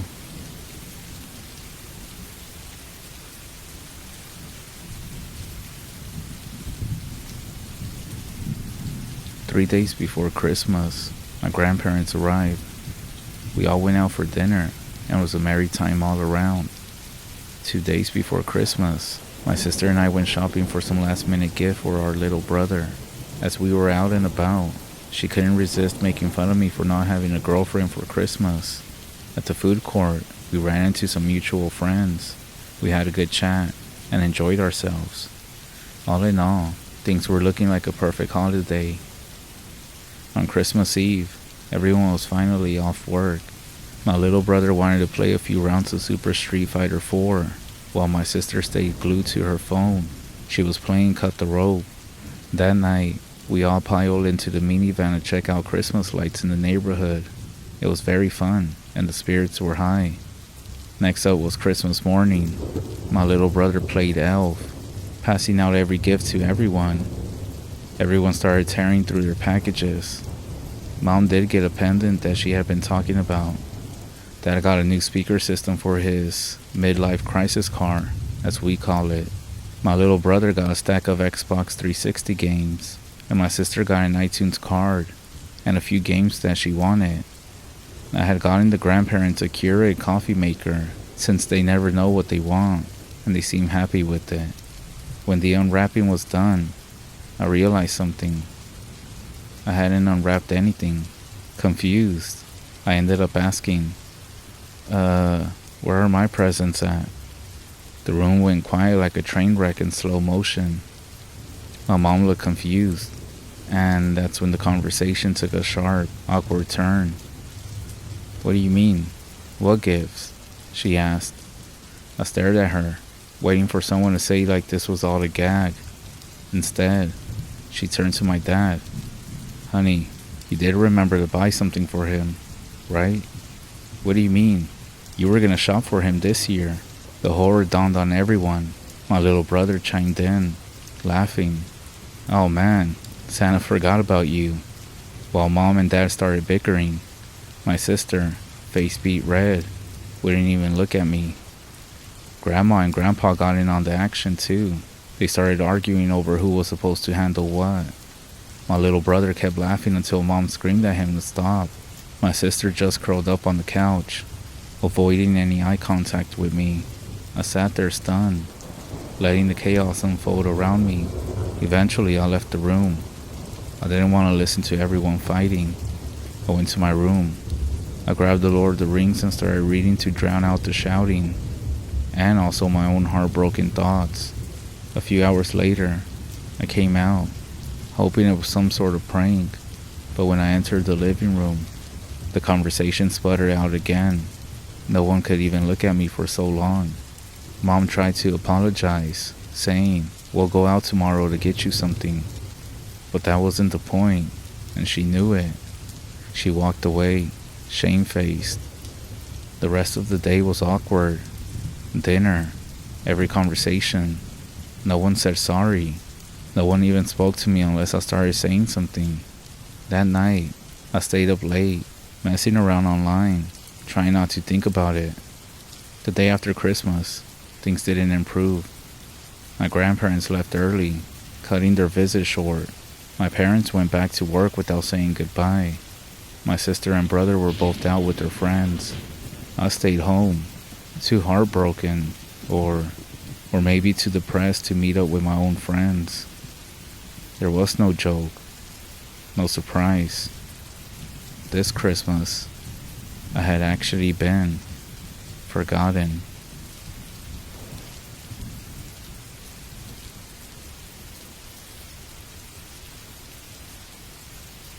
Now that we know that skinwalkers of the Navajo REZ are just evil witches, what about the nahuales or lechuzas of Mexico? Old witches who happen to be shapeshifters as well. Evil people that use witchcraft to shapeshift and stuff. Well, I want to share something that happened to me and my family. I'm not from the rest, but I love the way you talk about different reservations in North America, especially from your own. I believe it's the Navajo REZ, or is it the Pine Ridge REZ? I can't remember which one you said you're from. So about the stories that you always talk about skinwalkers, and from what I have looked up, are simply medicine men, who as I understand were not always evil. They were good people, using their powers for the community, healers, people who heal basically, or curaderos, people of wisdom, right? You said they used to help their communities until something changed and they started practicing bad witchcraft, right? So when I heard that story, it reminded me of something that happened to my family in Mexico, and it's really strange how it resembles some of the stories that you talk about. I do hope you can share it with your listeners. My family comes from a place located between Michoacan and the state of Mexico. The town where I grew up with my 3 siblings is very small. My mom raised us alone because my dad left for the United States when I was still a baby, and he never came back. She worked for a time in a grocery store, but they had to close it because business wasn't good. While she worked there, she saved a bit of money. When she lost the job, she chose to invest in a few chickens to make sure we had food while she looked for another job. The chickens turned out to be a great investment. Not long after she bought them, they started laying eggs, and that became our main source of food. We did save a bunch of money like that, and we saved some eggs just in case things got worse. But we could find about 8 to 10 eggs in the yard every day. Since we didn't need so many eggs for ourselves, my mom decided to use some to raise chicks. She left the eggs with a few hens, and in a matter of weeks, most of them hatched into little chicks. They kept increasing. The chickens became hens, laying more eggs. Eventually, we had so many that we started selling them. We sold them to our neighbors. It was just to reduce the number of eggs in the house, but as time went on, people began coming to us to buy them. Without planning it, we had stumbled into a small business that had solved both our food and money issues. One afternoon, my mom's friend who lived in some other town a few miles away, she came to visit us. She told us that she was having health problems. She had lost her job and didn't have money to eat. My mom decided to help her, and she gave her a dozen of our eggs. A few weeks after this visit, strangers began coming to our house. They weren't from our town, but they were looking to buy some eggs. Looking at this as an opportunity to make even more money, we would sell the eggs. Over time, more and more people started doing this, but then something strange began to happen. These strangers weren't buying many eggs like they were always doing it. It shifted to them just buying just 1 or 2 at a time. Curious about why this was happening, we did start asking. Not exactly asking, but instead telling them things like, "Are you sure you don't want a dozen? You just want 1 or 2? It was weird because these people were coming from out of town simply to buy just 1 or 2. My mom's friend came back to visit. She told us that after her last visit, she had gone to see Don Luis, a blind curandero, a healer in her community. He performed cleanses using eggs, which he would crack into a glass of water to see what was inside. Using this, he would diagnose sicknesses and prescribe remedies. She didn't have any eggs other than the ones that my mom had given her. She did use one of those for her cleanse. Don Luis was impressed by the quality of the egg's pattern. According to him, they were considered clean and really good for his practice. Don Luis would interpret the egg, combined with his treatment, completely healed her of any health issues that she was having. It happened within days. The word started to spread around Don Luis's town and all the surrounding area. People started to believe that the eggs from our chickens were good for cleanses. More and more people were coming to us, looking for these eggs to take to the curandero. At first, this was great for business. Every day we would sell plenty of eggs, mostly to people who needed them for Don Luis's cleanses. But then something happened again. Everything started from one day to the next. All the chickens stopped laying eggs. Many of them became sick, and some of them even died. My mom called a vet to come examine the chickens because she was worried. After checking, the vet found no signs of disease or contamination. He advised us to always change the water and ensure they were eating well. He even took samples for lab testing, which came back normal after a few days. Despite our efforts, the situation didn't improve. Some days, we would only find 1 or 2 eggs. Other days we discovered dead chickens in the yard. Desperate, my mom's friend suggested that this wasn't normal, and she said that we should go visit Don Luis to see what he tells us. Listening to her, we saved the last 2 eggs we had, and we went out the next morning to see the curandero. The plan was to get there before people arrived to see him. However, when we arrived, we found a long line of about 20 or 30 people waiting. Great. After a few hours, it was finally our turn. Don Luis was staying in the small hut. Yes, it really was one. It was small and dimly lit, made of wooden boards and palm leaves. Inside, there was a smell that filled the air, and a bundle of leaves and herbs resting near an altar that he had. Don Luis himself was a man in his 60s or 80s. I'm not sure, but he had white hair. Despite being blind, he moved around and talked like he wasn't, if that makes sense. So my mom gave him one of the eggs. He performed a cleanse on her, passing the egg over her body. Then, he cracked the egg into a glass of water and looked at it. After about 30 minutes, I kid you not, it really was about 30 minutes, he just sat there in silence, breathing. To be honest, I found this pretty weird, but what do I know? After about 30 minutes, he finally spoke and said that everything wasn't directed to her, but at Don Luis himself. Unable to be harmed directly, the person who was responsible for everything going on had put a target on our family. Why? Well, we were the ones supplying the source of healing, you can say. He explained that a brujo, a witch had cursed our chickens to ruin our livelihood. It shocked us. He said that it's not that we did something wrong.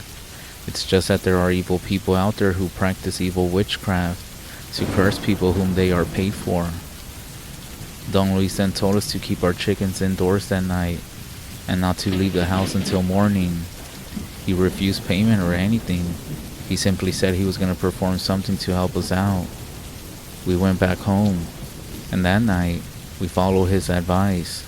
We kept all the remaining chickens inside, and we turned off all the lights as well. Later on that night, I did hear some strange noises outside. Curious, I peeked out the window and saw a large bird out in the yard. It was a white lechuza. For those who don't know, a lechuza is an owl. After a minute or two, it flew away, which made a sound that I will never forget. The sound of its wings flapping in the wind. It was a scary experience, to be honest. The next morning we went to take our chickens outside. We found a line of white salt, or some sort of white powder surrounding our house. And guess what? From that day on, our chickens stopped dying, and they actually started laying eggs again. Everything started going back to normal. We eventually learned that a man from Don Luis's village had died. His funeral was closed to the public, and no one was allowed to see his body. Even though we never confirmed it, we suspected he was the brujo that was responsible for cursing our chickens. Years later, I heard stories that some healers, curanderos, are also believed to be nahuales, which are shapeshifters. I do often wonder if the lechuza that I saw, that owl, was actually Don Luis in some other form. Maybe he was protecting us. Our lives went back to normal after that. None of my siblings continued the egg business after my mom passed away a few years later. And we also never forgot what Don Luis did for us. That's my story of what I experienced in Mexico. I shared this because some of the stories of skinwalkers I have listened to, and the ones you have told on here, reminds me a lot of other similar stories that people often share down in Mexico. Everything seems to be sort of connected, interlaced. I'm sure a lot of this stuff was passed down from back in the day, when people would travel and share stories with one another, especially with different groups and tribes. All I know is, there's a whole different world out there when it comes to witchcraft.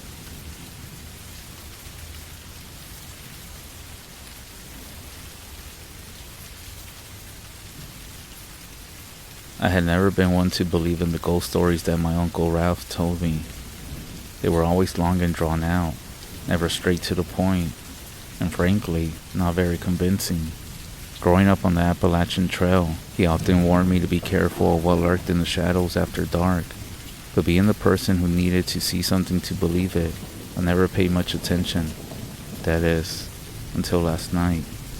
As I write this, safe and sound in the comfort of my own house, I hope that recounting the events of what happened will bring me some peace. But I know what I experienced will stay with me forever. It was a night that sent shivers down my spine and made me a firm believer in everything that my uncle had ever said about the woods. I had been visiting my uncle to pick up the deed to his home. He was growing sicker every day, and I knew I needed to act quickly. As I packed up the papers and got everything ready to leave, my uncle gave me a serious look. You know how these woods get after dark? They can be downright scary. I tried to brush off his concerns with a light-hearted laugh. I have to get home, Uncle, I replied. My mom is going to start to worry if I'm not back soon. Besides, it's not like anything's going to happen. But my uncle didn't seem convinced. Let me give you some advice, he said. I nodded and he continued. Don't look into the trees. If you see anything, don't acknowledge it. If you hear anything, don't turn around. Walk away. And don't call out to it. And if you hear some sort of footsteps, don't run. You only make things worse. I mentally rolled my eyes as he was speaking. At that time, I didn't believe a single thing that came out of his mouth. I should have. Thanks, Uncle. Trying to sound grateful. I'll keep that in mind. My uncle didn't seem to catch the hint that I was unwilling to stay for longer than I had to. Why don't you stay the night? I can actually drive you, Uncle asked me with a hopeful look. But I shook my head no, and he continued on. It's just I'm worried about you. I don't want anything to happen. I'll be fine.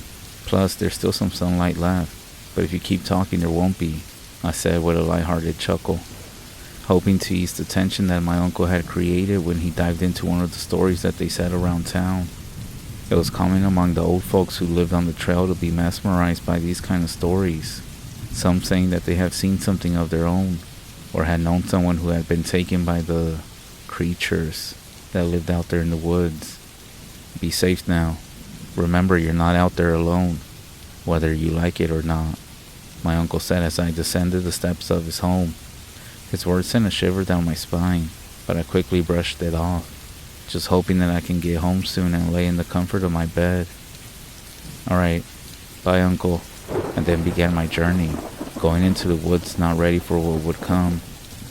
Everything is going to be fine, I said to myself. Half a mile into my walk, I started getting an eerie feeling on the back of my neck, the feeling that somebody was watching me. I brushed it off as some animal looking at me, maybe a deer, or maybe a rabbit, so I just kept walking. As I was walking, my shoe was sort of coming loose, and I had just noticed it now a mile into my walk back home.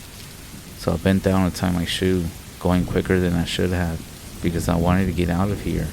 It was getting darker by the minute, and my mom was going to start to worry, but because of me being clumsy, I stumbled and had to start again. Damn it, I said quietly. My words must have set something off. As soon as I said that, the whistling began. It couldn't be the wind, because it was whistling a tune, one that I can't even describe. For a second I thought it was the crows, because they do have the ability to mimic. But I still took it upon myself to look around, completely forgetting about what my uncle had said. I regretted my actions, because in the dense trees and brush on the side of the trail was a lanky figure with some long limbs, watching me, with eyes that seemed as though they were glowing, and a big smile that looked almost human-like. I quickly finished off my shoes and got up. I brushed off whatever I saw and pinned it onto my uncle's words getting into my head and making me hallucinate, so I just continued my walk, even though the whistling continued, still assuming it was just the crows. It had been 2 miles now, and only half a mile left until I'm in the comfort of my bed, passed out from being exhausted. I was never the one to exercise, but living along the trail made me have to if I wanted to see my family members. That sensation that was on the back of my neck was still there. It seemed to have gotten stronger, but I was only focused on getting back home. At that moment, A scream echoed through the woods, piercing the silence of the night. It was not just any scream, but the sound of a woman in pain, frozen in fear. I didn't know what to do. The words of my uncle echoed in my head, telling me to ignore it, but the scream sounded too real to ignore. Feeling compelled to investigate, I called out, "Hello?" But that's when the screaming and whistling just stopped. A chill ran down my spine, and I started walking again, picking up the pace until I was almost jogging. However, my uncle's warning resurfaced in my mind, and I slowed down to a walking pace. There's only half a mile left, I thought to myself, trying to calm myself down. You're most likely just making things up and trying to scare yourself. I kept a safe walking pace and continued my trek home. Damn it, I think to myself, because now there's footsteps that sounded like someone was running, coming up behind me, and it was increasing fast. That's when I abandoned everything that my uncle had told me to do, and I ran. I ran as fast as my legs could take me, without looking back. Whatever was behind me was catching up. I still didn't look back. I just ran and I didn't think about anything besides running. That's when I feel some hot breath on my neck, and almost like it's burning through my skin, and something sharp digging into the back of my neck, causing me pain. That's when I started screaming and swinging, trying to fight it off.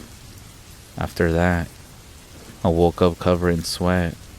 This whole thing was just a terrible nightmare.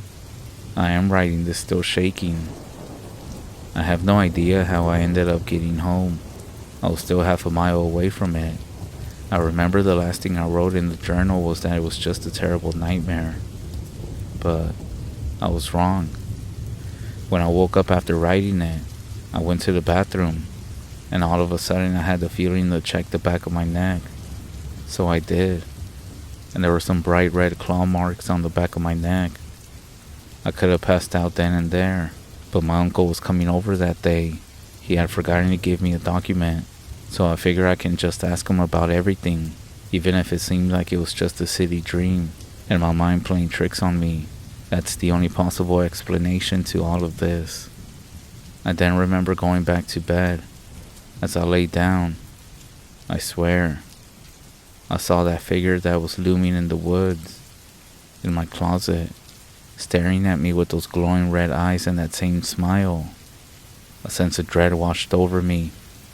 It began to move, slow, and I remember hearing its footsteps against the carpet, until it was inches away from my face. Its face seemed to have been cut in half horizontally, and that's when another scream came. It sounded so loud it felt as though my eardrums were about to burst. The scream seemed to have gone on forever. Just as suddenly as it began, it stopped. That's when it disappeared, leaving me alone in the dark with nothing but the ringing in my ears. That night, my uncle came over, bringing the documents we needed in case something happened to him. He looked different this time that I saw him, almost very pale and skinnier. We were talking for a while, just about family and everything that's happened.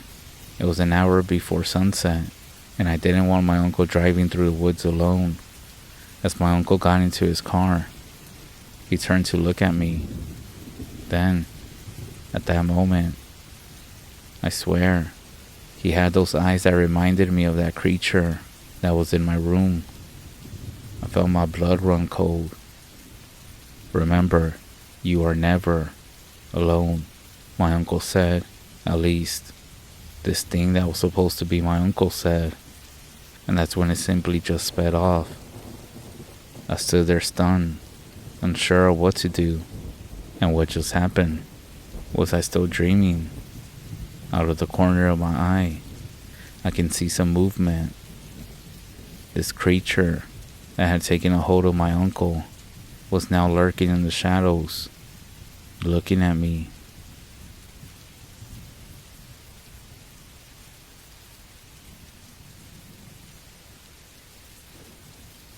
I grew up in a small town just north of Anchorage, Alaska. My family had moved there only a few months after I was born. My father was a very outdoorsman. He grew up very traditional. His father and grandfather took him hunting and fishing whenever they could. They would spend so much time outdoors. In fact, going into town felt almost alien to them, or so my father liked to say. He grew up in Washington State, so he was already pretty much accustomed to the dense foliage that we live by today. Unlike his father or grandfather, who were both blue-collar men, he went to college and got a degree in engineering. In a job interview, he was so flustered by his nerves he couldn't seem to answer the questions correctly. He said it was a miracle that he even got the job. Of course, my mother likes to remind him of how awkward his interview was, as she's the only one that had interviewed him. My mother worked as a hiring manager for an engineering company in Washington. After a few years, my parents had gotten married, and a few more years after, I was well on the way. Their company was branching out to Alaska and were asking for volunteers if anybody would be willing to relocate. My father jumped at the opportunity, much to my mother's surprise. They both made the trip, and after getting settled a few months later, I was born. Throughout most of my younger days, my father would always seem to find time to take me camping and fishing. Once I had gotten a little bit older, he began to take me hunting as well. I didn't really enjoy the act of hunting, but my father was so excited about bonding that I didn't have the heart to tell him. Years flew by, and every summer, it would be me and him trekking over mountains and through dense brush. For my 16th birthday, he and I spent an entire week out in the forest. It might not be the greatest birthday present for some of you, but that's what my family life consisted of, so it wasn't too bad. Sometime after my 18th birthday, my father had an unfortunate accident at work. He had a piece of sheet metal fall on him and injure his back. He was laid up in a hospital for almost a month, but thankfully wasn't in any danger. Once he was cleared to come home, he spent the majority of his time on the couch. His birthday was coming up soon. She asked me if I would be willing to go hunt something as a gift for my dad. I thought about it for a bit. While I hadn't gone hunting by myself before, I had gotten my license and knew all the procedures involved. I have also gone hunting almost every year since I was old enough to. I agreed and told my mom I would try to bring something back, but not to get her hopes up. She thanked me, and after a week or so, I had gotten everything that I needed. I packed up my truck, grabbed my rifle, and headed out. I drove about an hour and a half to our usual spot to begin our hunting. I hopped out of my truck, grabbed my pack, slung my rifle over my shoulder, and began walking. Some of you might be surprised to find that the summer months can be pretty warm in Alaska. I have met visitors who were under the impression that Alaska was a winter wonderland all year round. And while that may be the case for some of the parts in Alaska, like further up north, it's not always true further south. It was a clear, sunny day overhead, and so I pushed my way through the thick brush. It seemed like a million mosquitoes wanted to take me down before I even got started. As I hiked further inward, keeping a close eye on my surroundings, I started to feel as if every animal was aware of my presence. My father was a better tracker than I was. I was mostly a few steps behind him, always staying quiet. During my journey, however, I caught a few indications of wildlife nearby, but they had long since fled upon my arrival. Eventually, the bright sun overhead grew dimmer and dimmer as I kept walking. I knew it would be far too dark to hunt soon, so instead, I began searching for a spot to set up camp. After hiking for a few more minutes, I came across a flat area. It seemed like a good place to set up for the night. I unhooked my tent from my pack and began setting it up. Being a one-person tent, it didn't take very long. While I still had a little bit of daylight left, I gathered up some twigs and branches that I could and built myself a small fire just outside of my tent. Not necessarily for keeping warm, but more to keep the insects away. Once I had a fire going, I started to relax. Sitting just outside of my tent, taking in my surroundings more intently. There is this feeling that is present when you're in the wilderness by yourself, of peace and quiet. On the other hand, there is also an ever-present danger as well. I try not to think of the latter as I got ready to go to sleep. About 3 hours after I had fallen asleep, I was awoken by a noise nearby. It was the cracking of twigs and the rustling of grass. I cracked an eye open, trying to remain as still as possible, but it was hard to discern what had caused the noise in the first place. I listened close as my sluggish mind became sharper.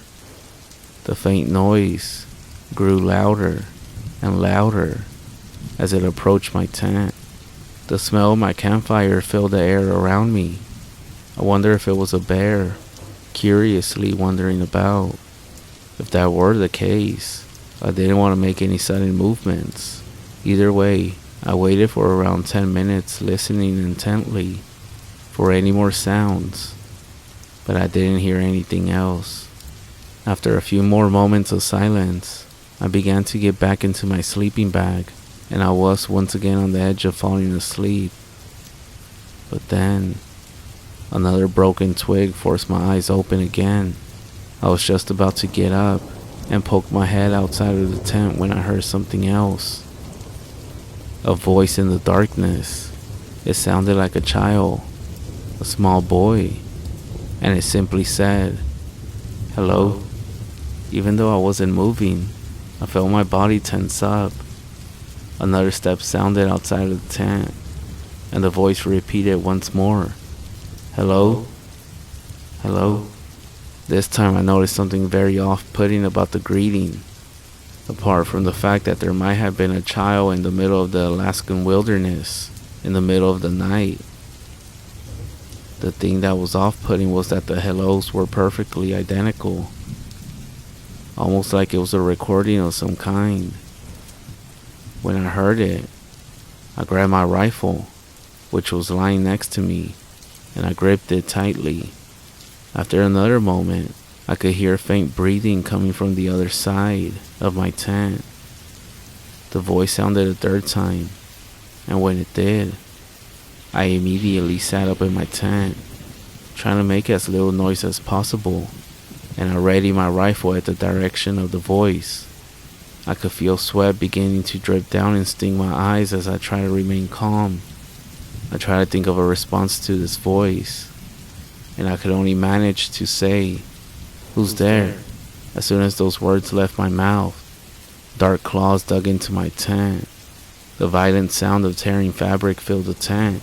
Through the newly formed holes, I saw what was making that noise, and it definitely wasn't a child. Its skin was a darkened ash, and its eyes were a stark white. Its head was completely bald, but was covered in multiple pockmarks and scratches. A jaw hung slack with slime dripping from it.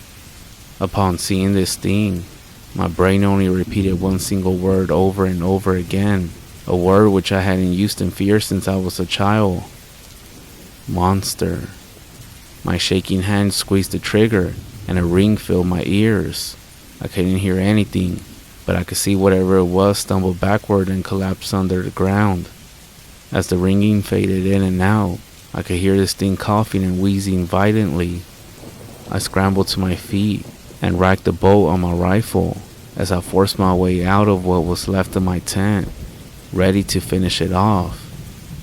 But it was gone. I fearfully scanned the area, keeping my eyes peeled. There was no sign of the creature aside from a small pool of blood in the dirt nearby. I stepped back into my tent and gathered up everything as fast as I could, before quickly making my way back towards my truck. The thought of me not making it out of the woods alive crossed my mind plenty of times as I jogged. Lucky for me, after only an hour of moving through the woods, the faint light of the sun began cresting on the horizon. It was enough to make my journey back a little bit easier. I found my truck and drove out of the woods like a bat out of hell, and made it home soon after.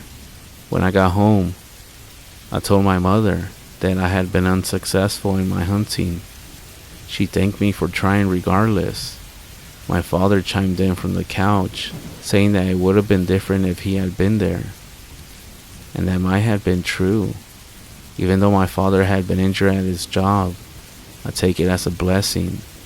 A blessing that he won't be going hunting again for a very long time. As for me, well, I don't plan on ever going back into the Alaskan wilderness anytime soon. And if any of you out there are planning a trip, I would highly advise against it. There's something evil living out there in those woods. Something you don't ever want to see for yourself.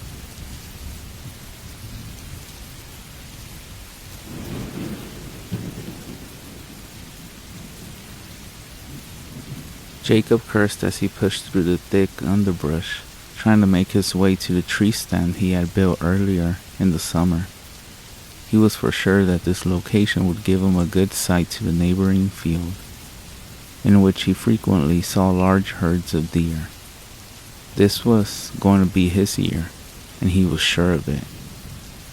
This is the year that I bring home my trophy buck, he told himself, as he recalled the events of the day so far. He had awakened at 4:30 a.m. He began to get ready for the long day in the woods, on the backside of his farm. His first order of business had been to locate and rescue his gloves and camouflage hunting gear from whatever undisclosed area of his home that his wife had hidden them. He was going to need them this morning to protect him from the bitter cold November morning. How could it be this cold, this early in the year? He wondered as he started to work on his second task of the day, which was to make a breakfast that would stick to his ribs long into the day. But he finally settled on toast, country ham, and scrambled eggs. He topped it all off with a large cup of coffee that had left a bitter aftertaste in his mouth. In fact, he could still taste it. After this, he packed himself a cheese sandwich for lunch. He grabbed his Remington hunting rifle, some coffee, and headed out the door. He loaded his gear into his truck and pulled out of the driveway and turned right into the one-lane blacktop road that led to the backside of his property. After about 2.25 miles, he turned right again. He had to travel about half a mile down that pitiful rut-filled excuse for a road when he came to his desired location. He then got out of his truck and loaded his gun and walked off into the woods. 10 minutes out of the truck and he was already cold, and it was made worse by the cloudy, overcast day and the wind that was blowing through the trees, making all the leaves rattle like dry bones. Oh well, he thought, it's gonna be a good day anyway, especially if I bring home a big one. Jacob took about 10 more steps when an uneasy feeling began to creep over him. He felt as though someone had stepped over his grave. He got the distinct feeling that he was being watched, but by whom? This was, after all, his property, and it was posted. No one had permission to be on his land. He had to be alone, but if he was alone, why couldn't he shake this eerie feeling that was scratching at the base of his skull? Something was off today. There was a silence in the forest. No birds, no insects, only the sound of the wind in the trees. Convincing himself that it was nothing more than a case of nerves, he continued to press on until he came to a clearing not too far from his tree stand.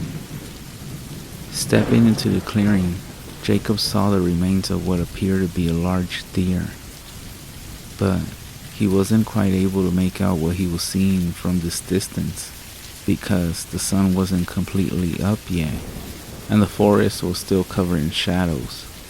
Jacob then walked closer to get a better look and found that he had been correct. It was a deer, a large 8-point buck in fact.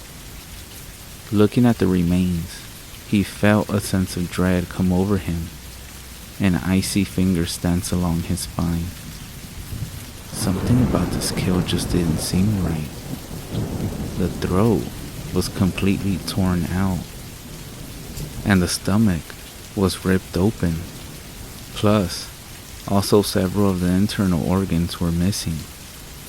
This definitely wasn't a coyote kill, and no hunter would have done this. They would have taken the head to have it mounted. What could have done this, he wondered. A fear like nothing he had ever experienced before began to wash over him in waves. What is going on? He thought.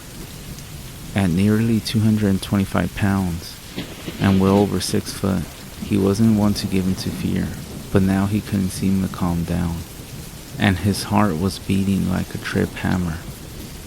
That feeling that he was being watched was getting stronger by the minute, and he couldn't shake the feeling that he was moments away from a bad situation. He slowly started to back away from the mangled body and head back to his truck and back to safety. No more than 6 steps into his journey, his blood turned to ice in his veins as a deep, guttural scream shattered the eerie silence and what was left of his courage. He had grown up on the farm all of his life and had been an experienced hunter since he was a child. He was familiar with every animal in the part of the state. Fear now gave way to stark terror as he chambered around into his Remington rifle and turned around only to find there was nothing behind him. His mind raced with confusion, and he was confronted with a million thoughts at once. What should I do? What could it be? Should I run? Am I gonna die? His survival sense kicking into overdrive. Jacob decided to continue on his previously contrived plan, which was to get to the truck and get out of there. Slowly and cautiously, he made his way toward the perceived salvation of his vehicle, silently praying every step of the way.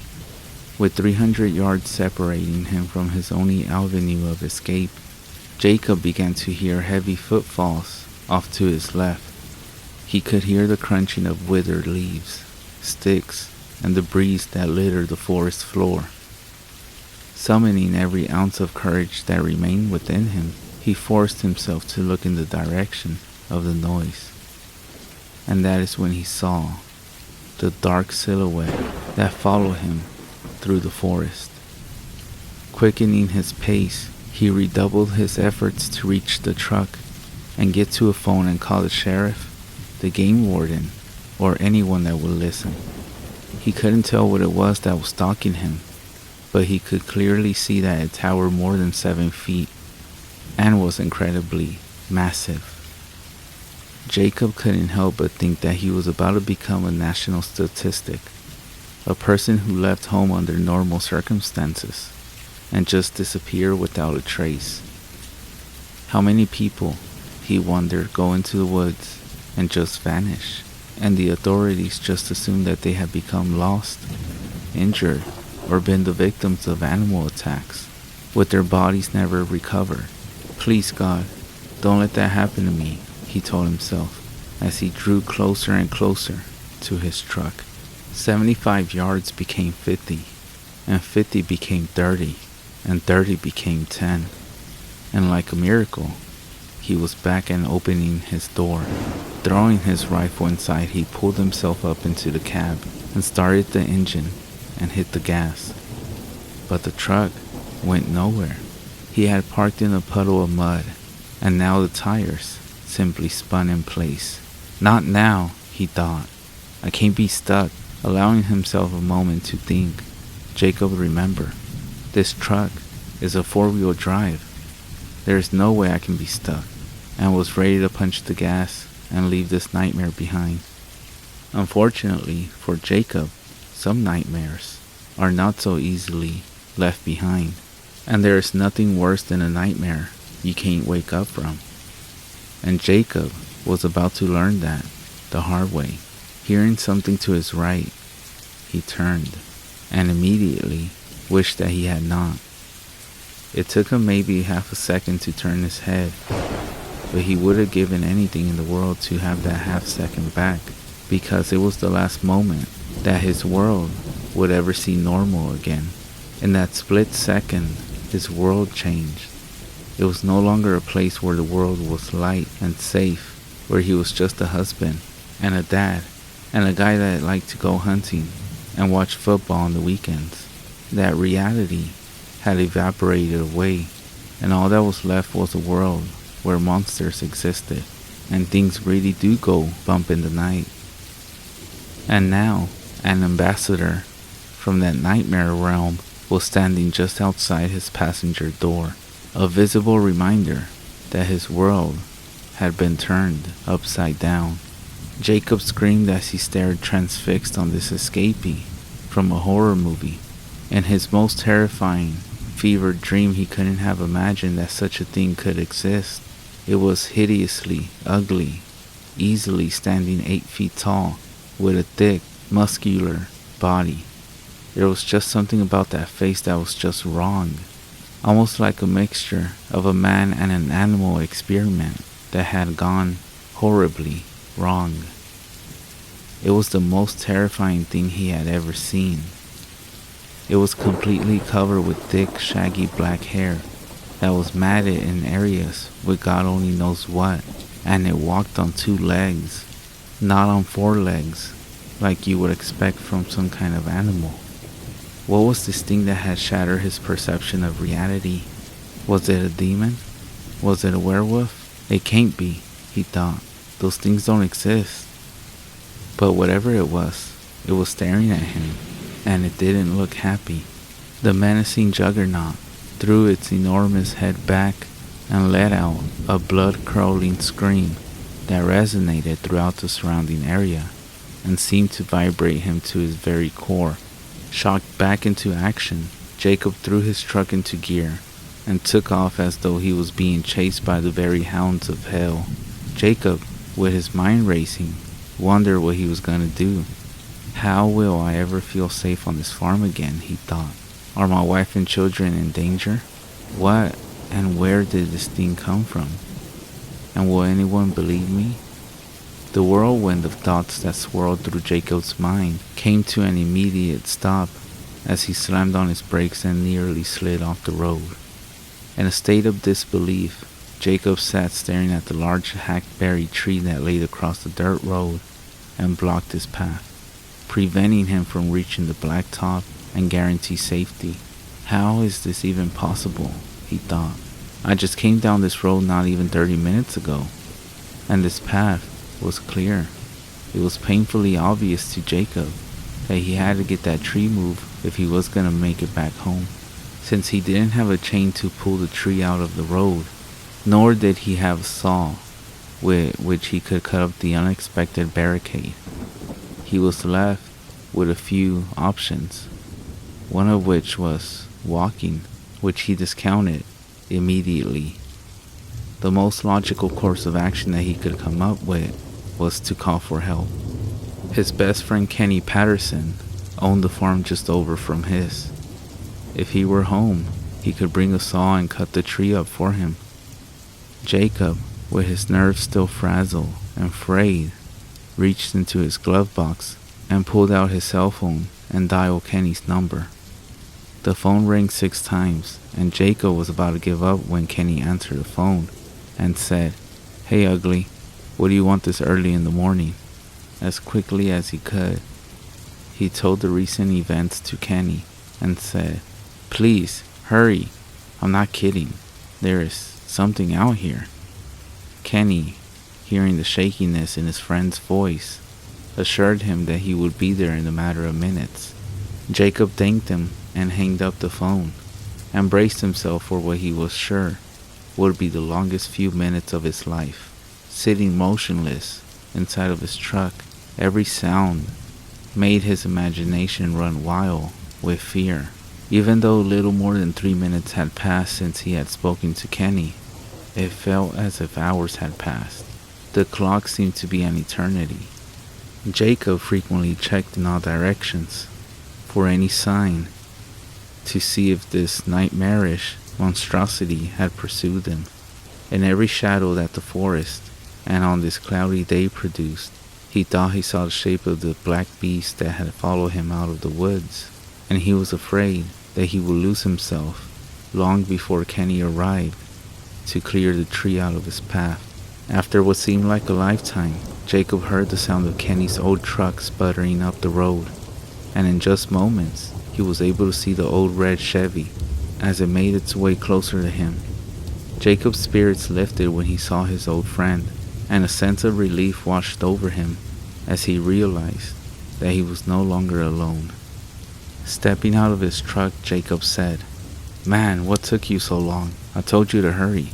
Kenny, with a surprised look on his face, "What are you talking about? You only called me 11 minutes ago. I think I made pretty good time." Jacob could hardly believe that only 11 minutes had passed. It had seemed so much longer.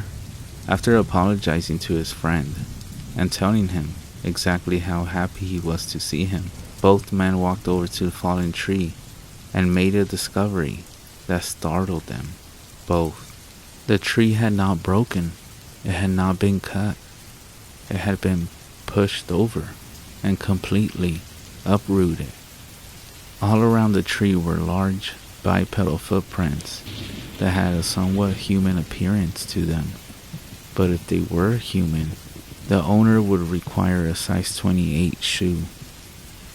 Jacob and Kenny looked at each other, and then without a word, went to work on the tree. Kenny took a chainsaw from the bed of his truck and began to cut up the fallen blockade. Meanwhile, Jacob pulled the logs and debris from the road. Mission accomplished. Kenny put away his saw, and he and Jacob were about to get in their vehicles and leave. But before they could even open their doors, an ear-splitting scream erupted from the woods behind them. Jacob walked over to Kenny and whispered, "That's what I was telling you about. I don't know what that thing is, man, but it looks like some kind of monster, and I think we need to get out of here, now."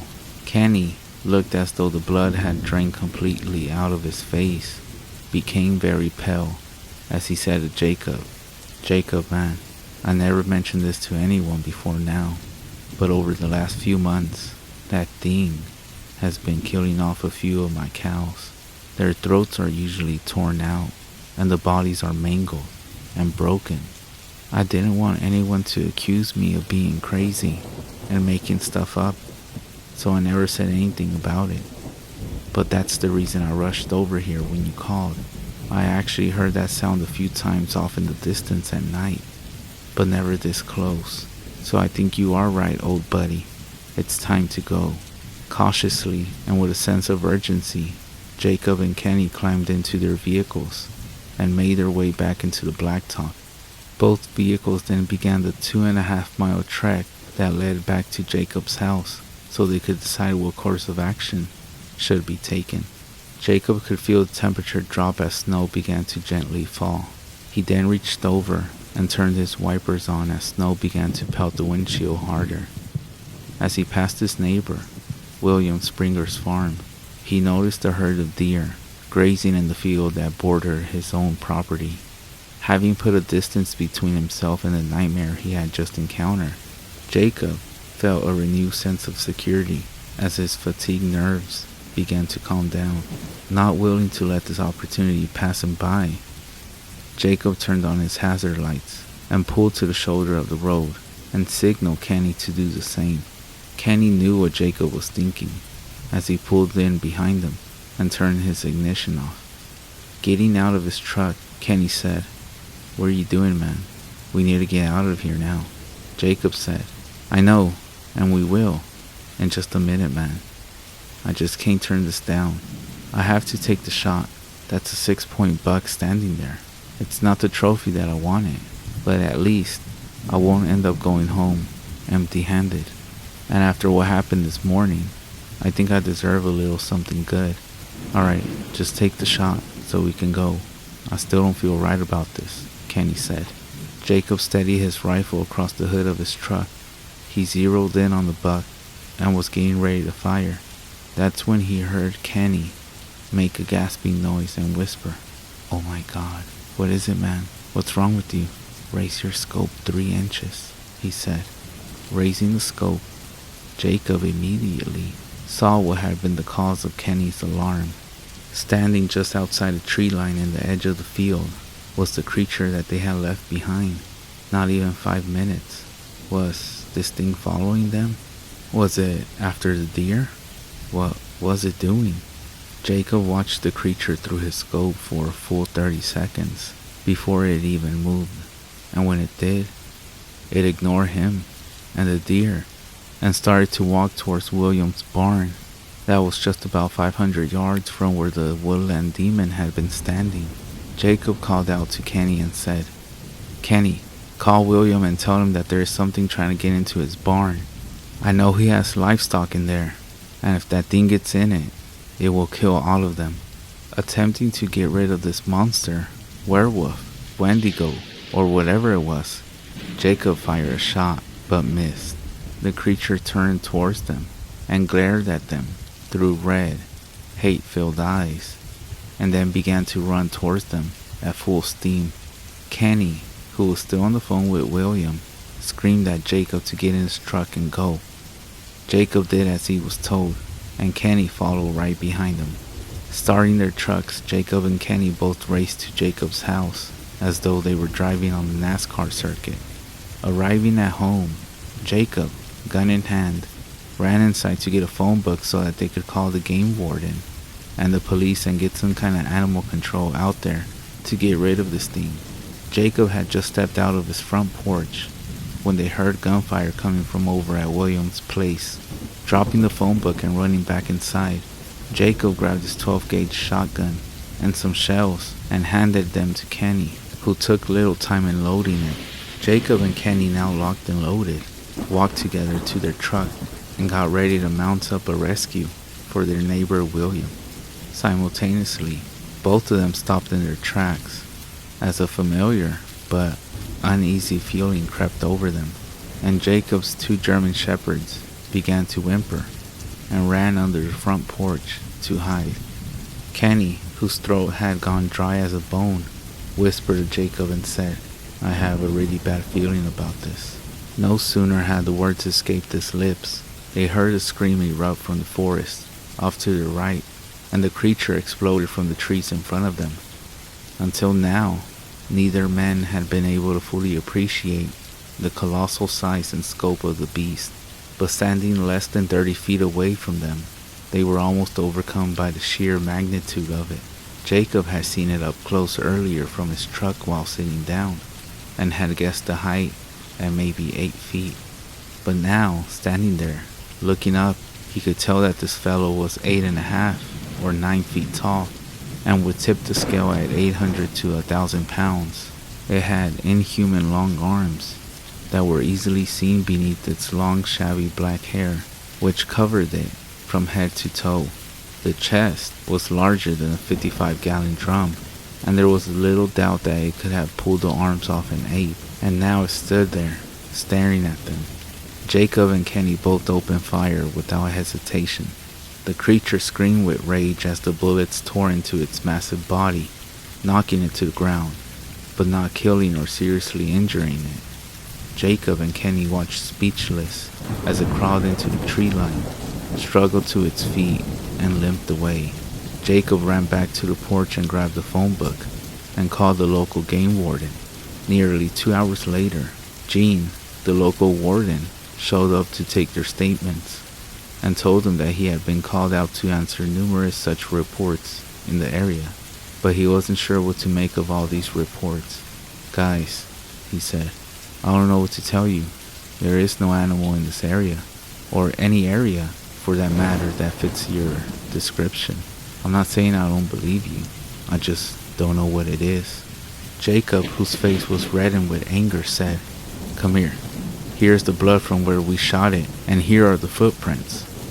A look of complete confusion washed over Gene's face, and he asked if they would care to go with him as he tried to track it. Jacob and Kenny agreed, but they said they weren't going without a gun. Gene stated that he planned to take his gun as well.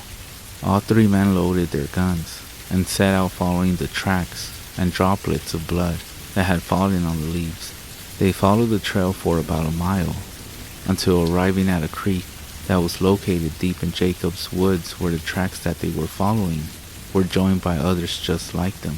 Some were smaller, but at least one set was larger. Deciding that the safest course of action would be to return home, they all went back to Jacob's. None of them gave up the idea of staying out in the woods longer, since there was now apparently more than one creature. And the cloudy overcast day made the forest seem even darker than it would normally be this time of day. Back at Jacob's, Gene informed them that there was nothing left that he could do but file it under an unknown animal sighting, which made both Kenny and Jacob anything but happy. Jacob and Kenny spent the next couple of days trying to warn their neighbors to use caution when they were out in the forest. Most of their friends just laughed at them and said they had most likely just seen a bear or something. No one believed them except William, who had also seen it himself the same day they had. He had even taken a shot at it, but missed. Jacob, William, and Kenny knew what they had seen, and they knew it was still out there, and they didn't care who believed them and who didn't. Over the next few weeks, more and more neighbors began to take the story a little more seriously, as family pets began to disappear, and other pets were found mangled.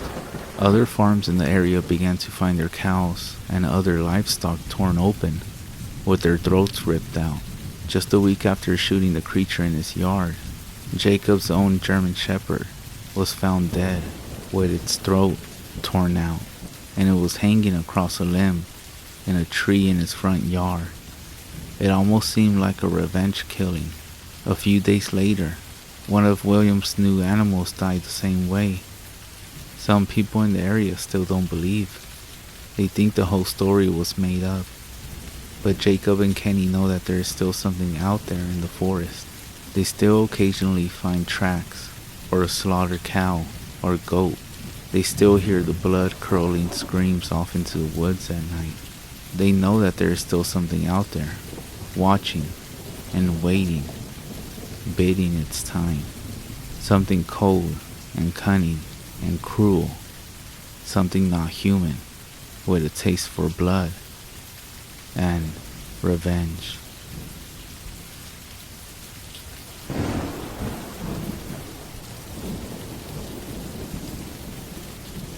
My older sister, who is Irish, Italian, recently got married. Not her first, to this guy who is Navajo.